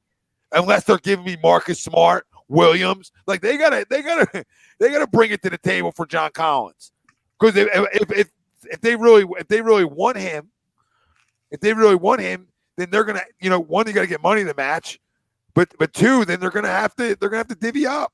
This is what it would be. That's what the trade would be. But would Boston give up Pritchard though, knowing they're going to need him to replace Smart? Listen, I don't make that move. I stay as is with the Celtics, and I add a couple more scores. Like, I don't trade Marcus Smart. No, I don't trade him either. I'm just telling you, if I'm Atlanta, that's who I want. Yeah, 100%. Yeah, I don't think Boston doesn't really need to. What does Boston need to do? Stop turning the ball over? Well, yeah, that. That's the answer, Nate. That's like their team is like they're solid. Yeah, I mean, as much as we hate Boston and much as we want to admit, just looking at it from a basketball perspective, they just came obviously losing in the finals, but they're solid from top to bottom. Coaching, everything. I mean, they're just a good fucking team, and they Tatum's just going to get better. I mean, the question is if Brown ever decides to leave. You lost series because Jason Tatum. You didn't lose the series because of your team as a whole. You lost series because your best player struggled. Oh, yeah. No, Turned the ball over, struggled from the field. So you're not a John Collins away. You're a Jason Tatum away. So if I'm a Boston fan, I'm saying I'm a Jason Tatum away. I'm not a John Collins. John Collins doesn't, for me personally, John Collins doesn't move the needle enough for me. All right? Because he's a good player, but he's not going to be like, oh, I got John Collins, I'm winning NBA Finals. No, not if he has to be a big piece to my basketball team, like a huge piece. Because then if you trade Marcus Smart, he has to become a huge piece of your basketball team. He has to do a lot more than this. Like 15 or 17 a game and being good. Like I don't know. So to me, if you're right, Nate, if I'm Boston, I'm like, I'm good.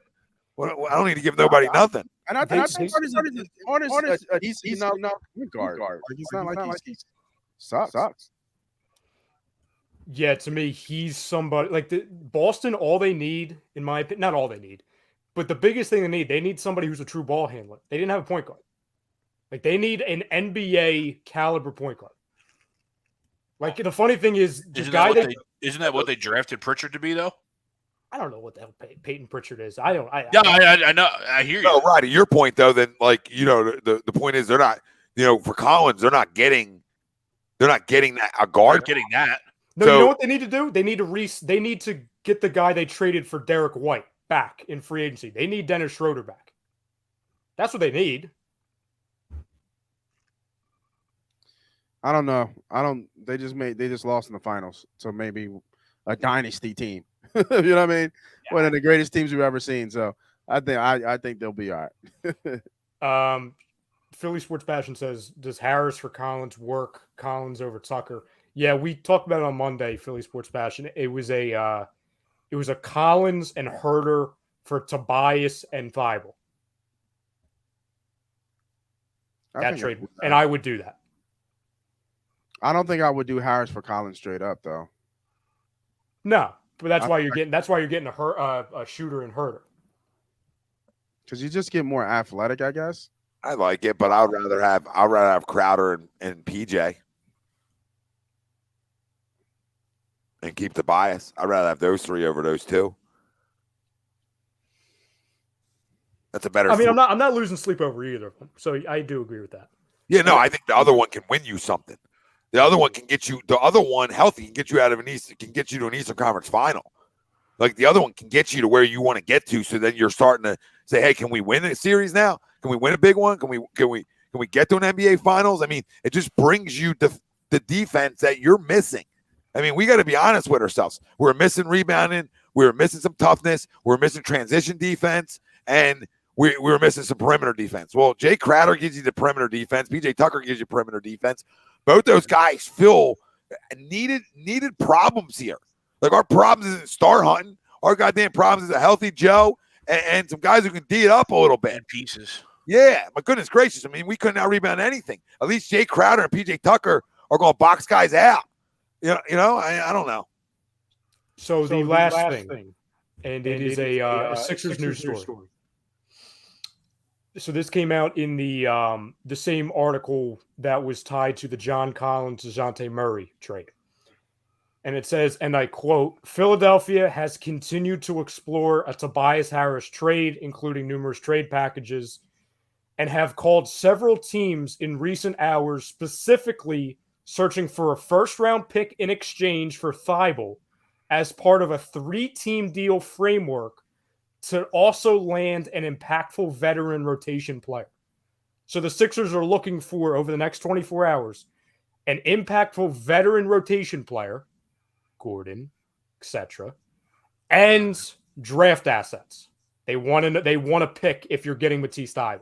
Yeah, it's going to be Will Barton.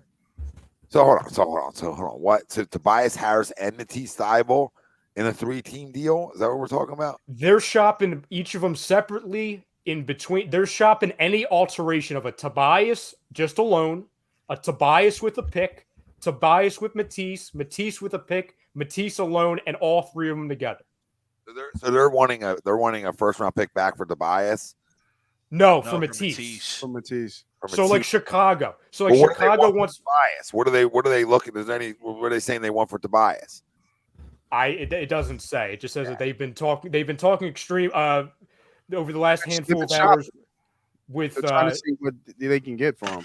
Yeah, they're checking his value. Yeah, checking his value, right. The problem is because of his contract, Tobias, 37 and 39, their fear, I would guess, and this is why they're trying to get a pick back for Matisse, you're probably going to have to attach a first-round pick to Tobias as compensation for taking on that contract. I'll say it again. Which is why you're trying to get a first back for Correct. Thybulle. Correct. Moving too much stuff. Moving and shaking too much. It's too easy. It's in front of you.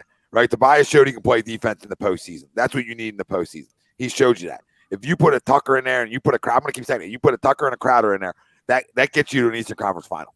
That gets you to the Eastern Conference finals. If Joel's healthy. It just does. It just does. You're going to shoot the 3-ball well enough. You got Harden and freaking Maxey in your backcourt. You'll shoot the 3-ball well enough. Well enough. It'll be well enough. It will be. It'll be well enough, and Joel shoot the 3 well. So, and Tobias doesn't shoot the 3 bad, right? So you have enough spacing, and Jay can shoot it enough. So you have enough spacing right there, and don't mind PJ too. I mean, he can still hit a corner 3. So you have enough still spacing. Like you're getting the key components that you're missing. Not that trading Tobias isn't the worst thing in the world either, right? But I'm not like, to me, I don't want to move. I'm trying not to move those 4 guys. So how can I be creative and move and be able to bring in some things without trading those 4 guys? The problem is you cannot physically make a team based off of how Harden's going to be making 47, Embiid's making his. You can't have a team with PJ, Jay Crowder, Tobias, Harden, and Embiid. You cannot financially do that. So you have to move somebody. If you're bringing in Jay Crowder and PJ Tucker, you have to move Tobias Harris financially. You can't make that work financially. That's the issue. That's why, and this goes back to Greg's point earlier, Tobias Harris is being mentioned because he's the only movable contract that makes money. So you can't bring in Tucker, Crowder, Gordon, and still have the 4. Financially, it is not possible. Would you do this trade? Thybulle, Harris, and 23 for Buddy Hield and Malcolm Brogdon. No.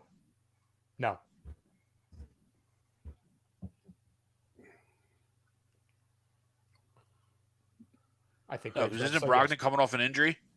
He's always coming off an injury. I don't know. I don't know. I mean, I guess you do. I mean, so how can you?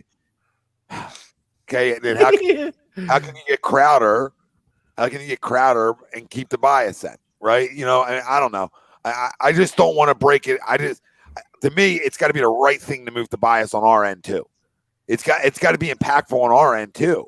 And there's most of the deals weren't really like game changers for us, right? Most of the deals are like, that's okay. That's okay. Maybe. Yep. Right? None of the deals are like, man, we're really better now. So I don't know. I don't know what the fuck they do.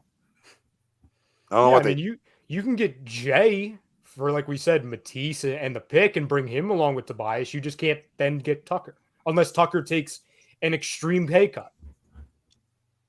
But like the 3-year, $30 million thing that's floating out there, that can't happen if you have Tobias and Crowder. What happened the 3rd year was back-ended money. I mean, you're going to have to Howie Roseman it. That's what I mean. Like, I don't know if you can do that, but like, what happened if the 3rd year is like $20 million? What, like 6 and then the remaining cash? I was saying like 5 and 20. I don't think NBA contracts have that gray area that the NFL does, because here's the problem: like the NFL money, it's not the guaranteed stuff. You know what I'm saying? Like that, it's the whole CBA BS. Yeah, so I don't know. I mean, it is what it is. Tomorrow's gonna be interesting then. Ralphie, I just want to ask you: is Kyrie Irving going to be a Laker? I don't know. We'll see. I don't know. Is he coming back to Daddy? He might be. I think so. He might be. Hey, What about this? I can see it happen. What about it? What about if? So we know one thing. We know Michael Rubin gave up some money. Like, and he's not. He's not a majority or whatever owner anymore. What did he give up? 33% of what he had, or something. Yeah. Yeah. So whatever. Okay. in that ballpark. A lot. That's Harden's boy. I know what you're doing to me. So, do they not offer him the 47? Well, they don't have to. He can opt. He's take it. But yeah, would he take it and knowing that we're not giving you an extension? We're going to see how you play. Who's this? Oh, Again? you talking about Harden? He's Well, the report is that he's going to opt into the 47, and then you guys are going to offer him the short-term deal, but it's going to be like a loaded short-term deal, like a It's- 2-year loaded deal. it's 2 years 60. 2 years 60. That's what it's going to be. I don't know. I Okay, don't know if he my takes point is, would he rather opt out and try to get more? if he No, I don't think he's that dumb. he I don't think he's that opts dumb. I don't think he's that dumb. if he ups. No, again, we have to remember, Tom, this is collusion city we're in now because Daryl's here. This has been agreed upon for about 3 months. No, I knew it has. I'm just Yeah. saying that was before he really showed colors again in the playoffs.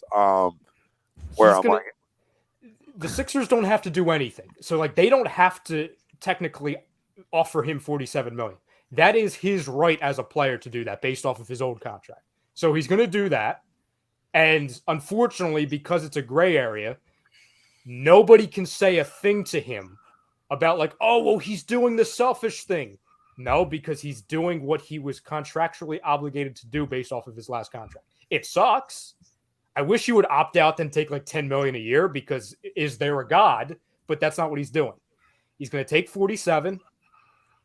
Then he's going to take like a 2-year 60, 2-year 65.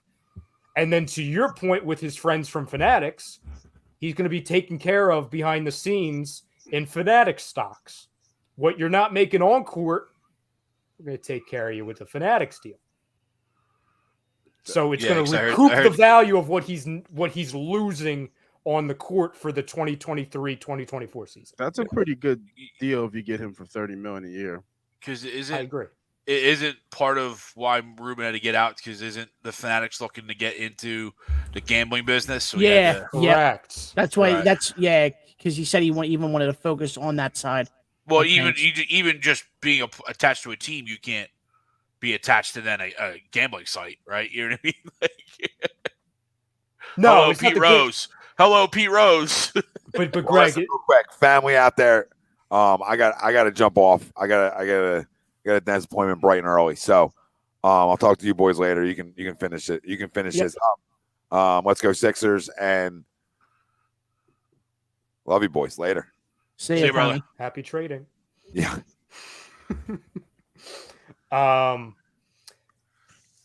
Greg, you got to remember though, he would be signing with the merchandise wing of Fanatics. No, I get that, but I'm saying like with Ruben having to step down because of the gambling side of it.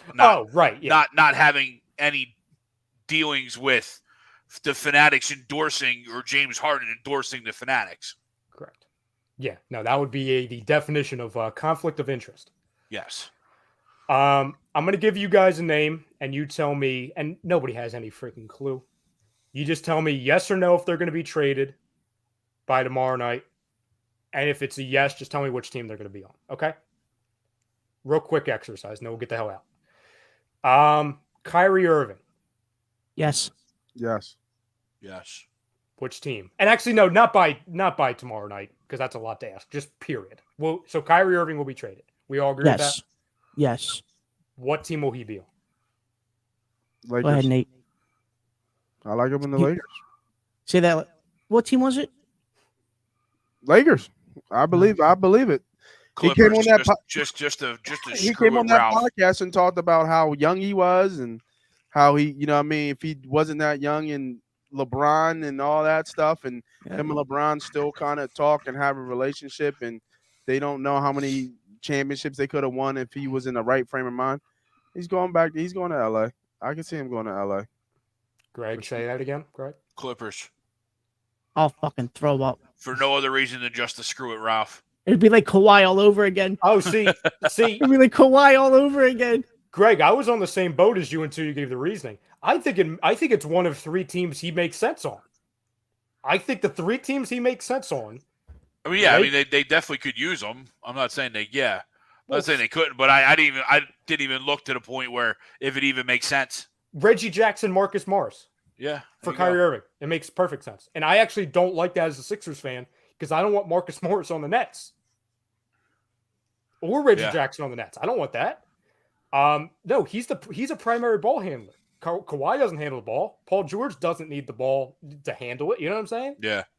No, that team's ready to win. I think there's 3 teams that make the most sense: Lakers, Clippers, Knicks. Oh my God. I don't think you don't listen to- Miami. I don't was think thinking Knicks just because it's desperate. they need a star, and their only way to get a star is to quote unquote overpay to trade somebody, right? You know what I mean? Yep. No, I Because would no like one's to- willing to go there yet. I would like to see him go back to daddy. You know, I'd like to see the Lakers actually make the playoffs for once. You know, it was an empty spot in my heart not seeing the I know, the it's Ralphie Lakers playoff reactions this year. Rudy Gobert. Yes. No. Wait. Okay. Nate. I want to say yes, but I have no idea where he's going. Ralphie. Golden State. 4. Whatever young players you want and picks. You How want you making up Wiseman, Nate, How you making Kuminga. up the There you go. salary? How you making up the salary?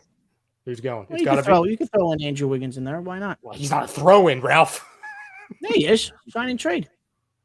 No, but I wouldn't view Wiggins as a After signing. last week, that's a throw in now. Andrew Yeah, Wiggins. stop it. He's the second best player on the team Yeah. right now. Nah, come on. That Disrespect. team is still disgusting with those 3. You- Draymond, Rudy, you'd be- Draymond, Rudy, Steph, and Clay. That's another repeat. Yeah, That's back-to-back They're, rating all over. they're ready for another repeat. Just build as is. Yeah, they could just stick. Wiseman could play gonna 7 go games Golden and they'll State. repeat.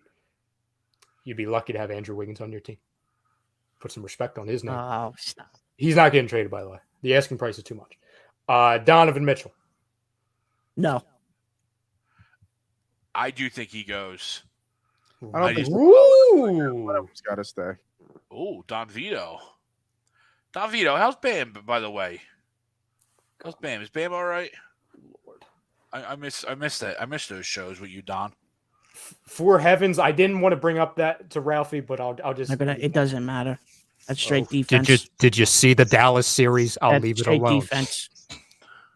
That's straight defense. Greg, where's he going, Greg? I don't know because I don't like Donovan Mitchell, You agree and I with don't know defense? how. I don't know how it would work, but I don't know. A team like I'm just looking for a team that needs like scoring. Well, That you needs said help. you said one team that would overpay for him. That makes a ton The of Knicks. sense. Yeah, Knicks. Yeah. You're right. The Knicks make sense. I don't know how. I guess you could work it in Miami. That's Hero, Lowry, Duncan Robinson plus. Yeah, there's got to be a way for Dallas to get a second fiddle though. But I don't know if Donovan Mitchell is that guy you go in for. Yeah, I don't think he moves. I don't think either one of them move, to be honest. I just think they're fed up in Utah, so I think one of them's going to force their way out. And you know who's running things in Utah now, right? Danny Well, Ainge. I know Quinn Snyder's out. No. Yeah, Danny Ainge Like is- he's like He's the head guy. he's like the Pat Danny Riley Ainge? role. Yeah. Yeah. Oh God, He doesn't sit on his hands. Daryl Morey, don't pick up the phone. Marcus Smart, Williams, Grant Williams, maybe 2 first get it done. There you go. Why? So he can't guard Joel Embiid, so Joel Embiid could run him There you over. go. What, Rudy? Yeah, I know. I'll welcome that. Please bring Rudy to Boston. Please. I like Rudy too, but stop. Don't do Come that. on, Taylor. Bradley Beal. Yes. Oh, he's actually moving, huh? No Sixers. fucking shot he moves, right? Nate. After all the smoke and screening and He opted out already just to sign the max deal, super max. No, I think he stays. Look I at think he's DC all the way. look at Wizards fans coming out of nowhere. yeah, I think Hell he's- no. I think Staying I think in he's- DC. Yeah, I think he's staying in DC. He doesn't want to leave DC. He's going to take the max, and I 5 think it's years, mistake. 250. Yeah, sign me up. I I'll only win 32 games a year. Hell yeah. Wizards fans, you can hate me all you want. I would trade Bradley Beal. That's what I would do. Hate me all you want. I wouldn't bring him back. Welcome to Miami. Let him go. Let him walk. Or no, don't let him walk. Trade him. Sign and Yes. trade. Don't let him walk. Trade him. Who did anyone say he was leaving? Yes. Nah, I see Okay. you staying. Okay, where's he going, Greg? Sixers. All right, what's the trade? I don't know. Was he going to be Oh one? my god. Tobias going to be one of the 7 Tobias is forwards? going to Tobias is going to have to go just to make the money work. Tom and I butt heads with this every time we talk about it. Tobias makes no sense on the Wizards. They have 5 forwards. Oh, I know. I just in my mind I would like Bradley Beal here. So if I have to get it done by trading Tobias, that's fine. It's a necessary evil. I like your style. Yes. I mean, it probably if that trade would actually happen, obviously you're correct. It would have to be a 3-team deal to where we re-grab somebody else that would entice. Maybe we talk with Brooklyn and get Kyrie to go down to Washington. Yeah, as long as he keeps driving past Philly. Don't stop here. Just keep driving. Keep driving. Yeah, Molly, I'm sorry. I sold you short. You have 6 forwards. and all 6 don't play defense. Like somebody tried telling me, "Oh, just put Porzingis at the 5." Why? So he gets killed? Like that's funny. The worst defender in the league. That's great. Malcolm Brogdon. Does get traded. He gets traded tomorrow night. Malcolm Brogdon, you are a New York Knick. Ooh. That's the star the Knicks get for 20 games a season. Star. They've been trying to trade him for a little bit, so I wouldn't be surprised if he's gone. Is he still in Indiana? Yep. Yeah. Yes, he is. Stealing money over there for playing 40 games a year. Yeah, I think he gets dealt. I don't know. Again, Knicks sound good. The other place you could, I think he would. I don't even know. I mean, he's a good player. He's just never healthy. So he makes sense on the Celtics. He makes sense on the there. Celtics. I don't know if it's feasible, but a team like Charlotte seems like they need they could use a veteran backcourt mate to go with LaMelo. Yeah, they're trying to get rid of Hayward. So that would kind of make sense. You swap out one injured guy for another injured guy. Charlotte's going to be busy with another player, trading for somebody. Oh, no, it's inside. Huh? Get him, Shohei. I'm talking about pitching. Angels. I'm like, what sport are we talking about now? Miles him, Turner. Miles Turner. Oh, it's way out. It doesn't catch the box at all. Yeah, he's traded too. They've been trying to trade him for a while too. Traded. I'll go first. Miles Turner, you are a Charlotte Hornet. Charlotte. I don't know why this popped in my head, but he just seems like a Popovich guy. San Antonio. That's a good team. Do they already have I don't know why. Get him probably cheap too. Yeah, I mean the only center they have on roster right now is Pirtle. Jakob. Yeah, Mr. Jakob. From Utah.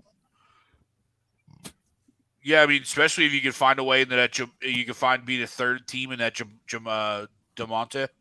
DeJounte, whatever. Yeah, DeJounte Murray. Yep. Yeah, if you can find a way into that deal, that makes sense. I do agree with the chat. I could see Turner going to the Raptors. The Raptors are, if anyone's following along, the Raptors are involved in like 7 players right now. They're trying to get Ayton. They're trying to get Turner. They're trying to get Gobert. They were looking at Wiggins if he hit the market. They were looking at Levine.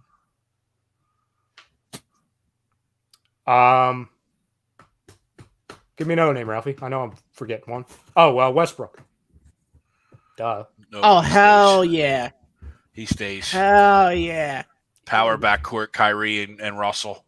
Hell yeah, he's getting traded. Well, no. If Kyrie's going there, unless he just completely goes free agent, Russell's going the other way.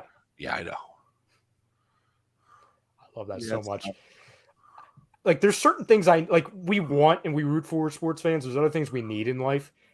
The thing I need in life is for Kyrie Irving to be traded for Russell Westbrook. Part 1, right? So on the surface for like a day, you're like, oh my God, the reunion, KD and Westbrook. And then they're like the third wheel, probably never going to play Ben Simmons, right? That'll be fun. And then 2 days later, you're going to get Kevin Durant request trade out of Brooklyn. Then he gets traded to some no-name team, right? Or let's just say the Hawks, because I think that would actually make sense. The core for the Nets is Westbrook and Simmons. Wow. 2 guys who can't shoot. that's pretty epic. Ralphie, any other names you think of?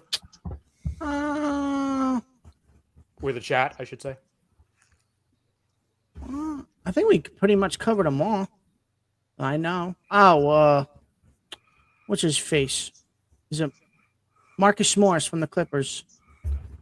He's not a name. Nah, he's not a big enough name, Ralphie. No, I don't think he gets traded. I would like for him to be traded here, but I don't think he'll get traded.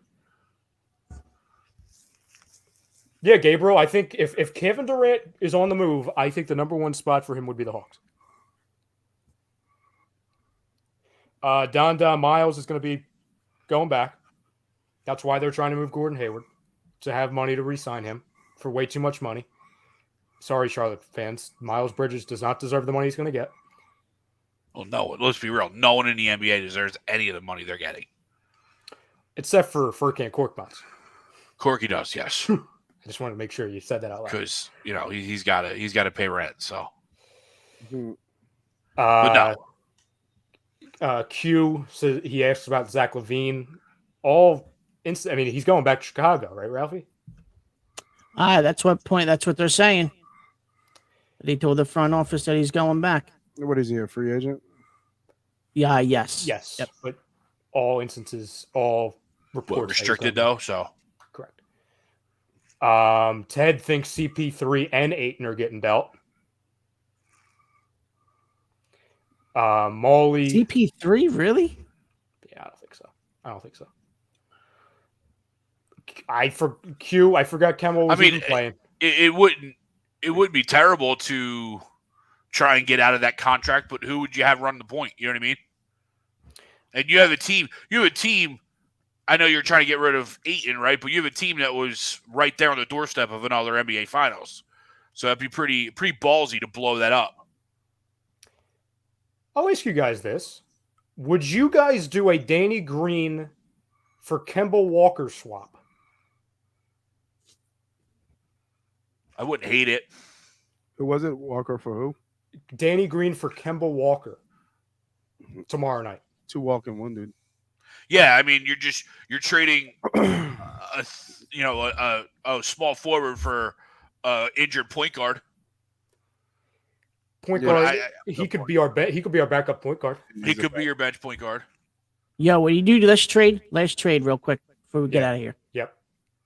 Milton, Shake, Matisse, and Danny for Rudy Gay and Jordan Clarkson. As soon as you said Shake, I just said no. Wait. Shake? What are we giving up? Shake, Matisse, and Danny for Rudy Gay and Jordan Clarkson. Are you talking like 60-year-old Rudy Gay? And like 6th man of the year, Jordan Clarkson? Yeah. Why would Utah do that? Because they're going to blow up their team anyway. Might as well just do it. I'll do that in 2 seconds. I actually would. Danny Green can't play. Shake Milton is a guy. He's a guy. He's injured half the season. And Matisse, I'm trading him anyway. I'm good. For Jordan Clarkson and Rudy Gay, I'd do that just for freaking Jordan Clarkson. I don't care about Rudy Gay. Like the guy who could be our identity off the bench. Like, oh, you need a bucket? Okay, here's Jordan Clarkson. Yeah, I mean, it's. Yeah, Ebanks. Yeah, D Rose. Like these are names I'm talking about. Like if they want Danny Green the second for D Rose, I'm doing that as a backup point guard. Kemba Walker for Danny Green the second, I'm doing that. It's like there's a bunch of moves that can happen that don't involve Mattise Thybulle in the pick. We have anything else, ladies and gentlemen, before we get out of here? Nope. No, All sir. good. All right, boys. Fam and home, we appreciate you chiming up with us. Happy draft day, everybody. Yep. To whoever you are a fan of, because I feel like I'm talking to like half of Detroit right now and half of their fan base. Thanks for joining us, by the way. Yeah, we love good to having have you. Good to have Love you. I'll talk about DeAndre Ayton more often, especially if he actually lands there. I hope he does, because I basically gave it like my firm guarantee. So I got to be careful if that doesn't happen. But yeah, shout out to everybody who's chiming in. Also, shout out to our main sponsor who brings us HUD Wednesday nights every single Wednesday night, and that's BetUS. They are a leading online sportsbook that have been in the market for over 25 years. You can bet anywhere in the U.S., and that means What, Ralphie? Anywhere, correct? Yeah, Even in anywhere. Florida.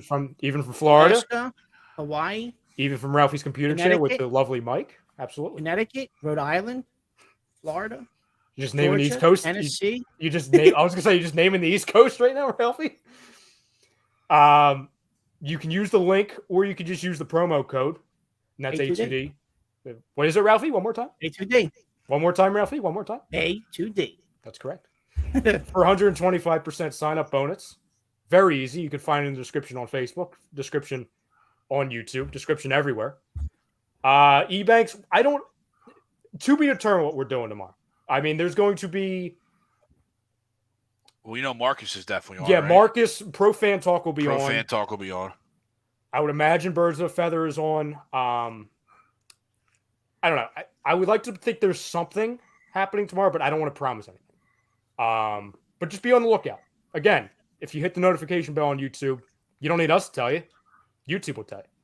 So you'll be surprised just like we will be. But for Tom Arnone, for Ralph Delavecchio, for Nate Moss, for Greg Milakovic, for the Trade Machine, I'm Ryan Brodo. Shout out to everybody. Happy draft day. Shout out to all the sponsors. And again, if you're just joining us for the first time from Detroit, from Washington, Sacramento, what are those other states you mentioned, Ralphie? Alaska, Hawaii, Connecticut, Rhode Island, Tennessee. Make sure you hit the subscribe button. Make sure you follow us on all social media platforms. Hit the notification bell. That way you can know exactly when we're going live, whenever we're going live. That's all I got. That's all we got. Later, everybody.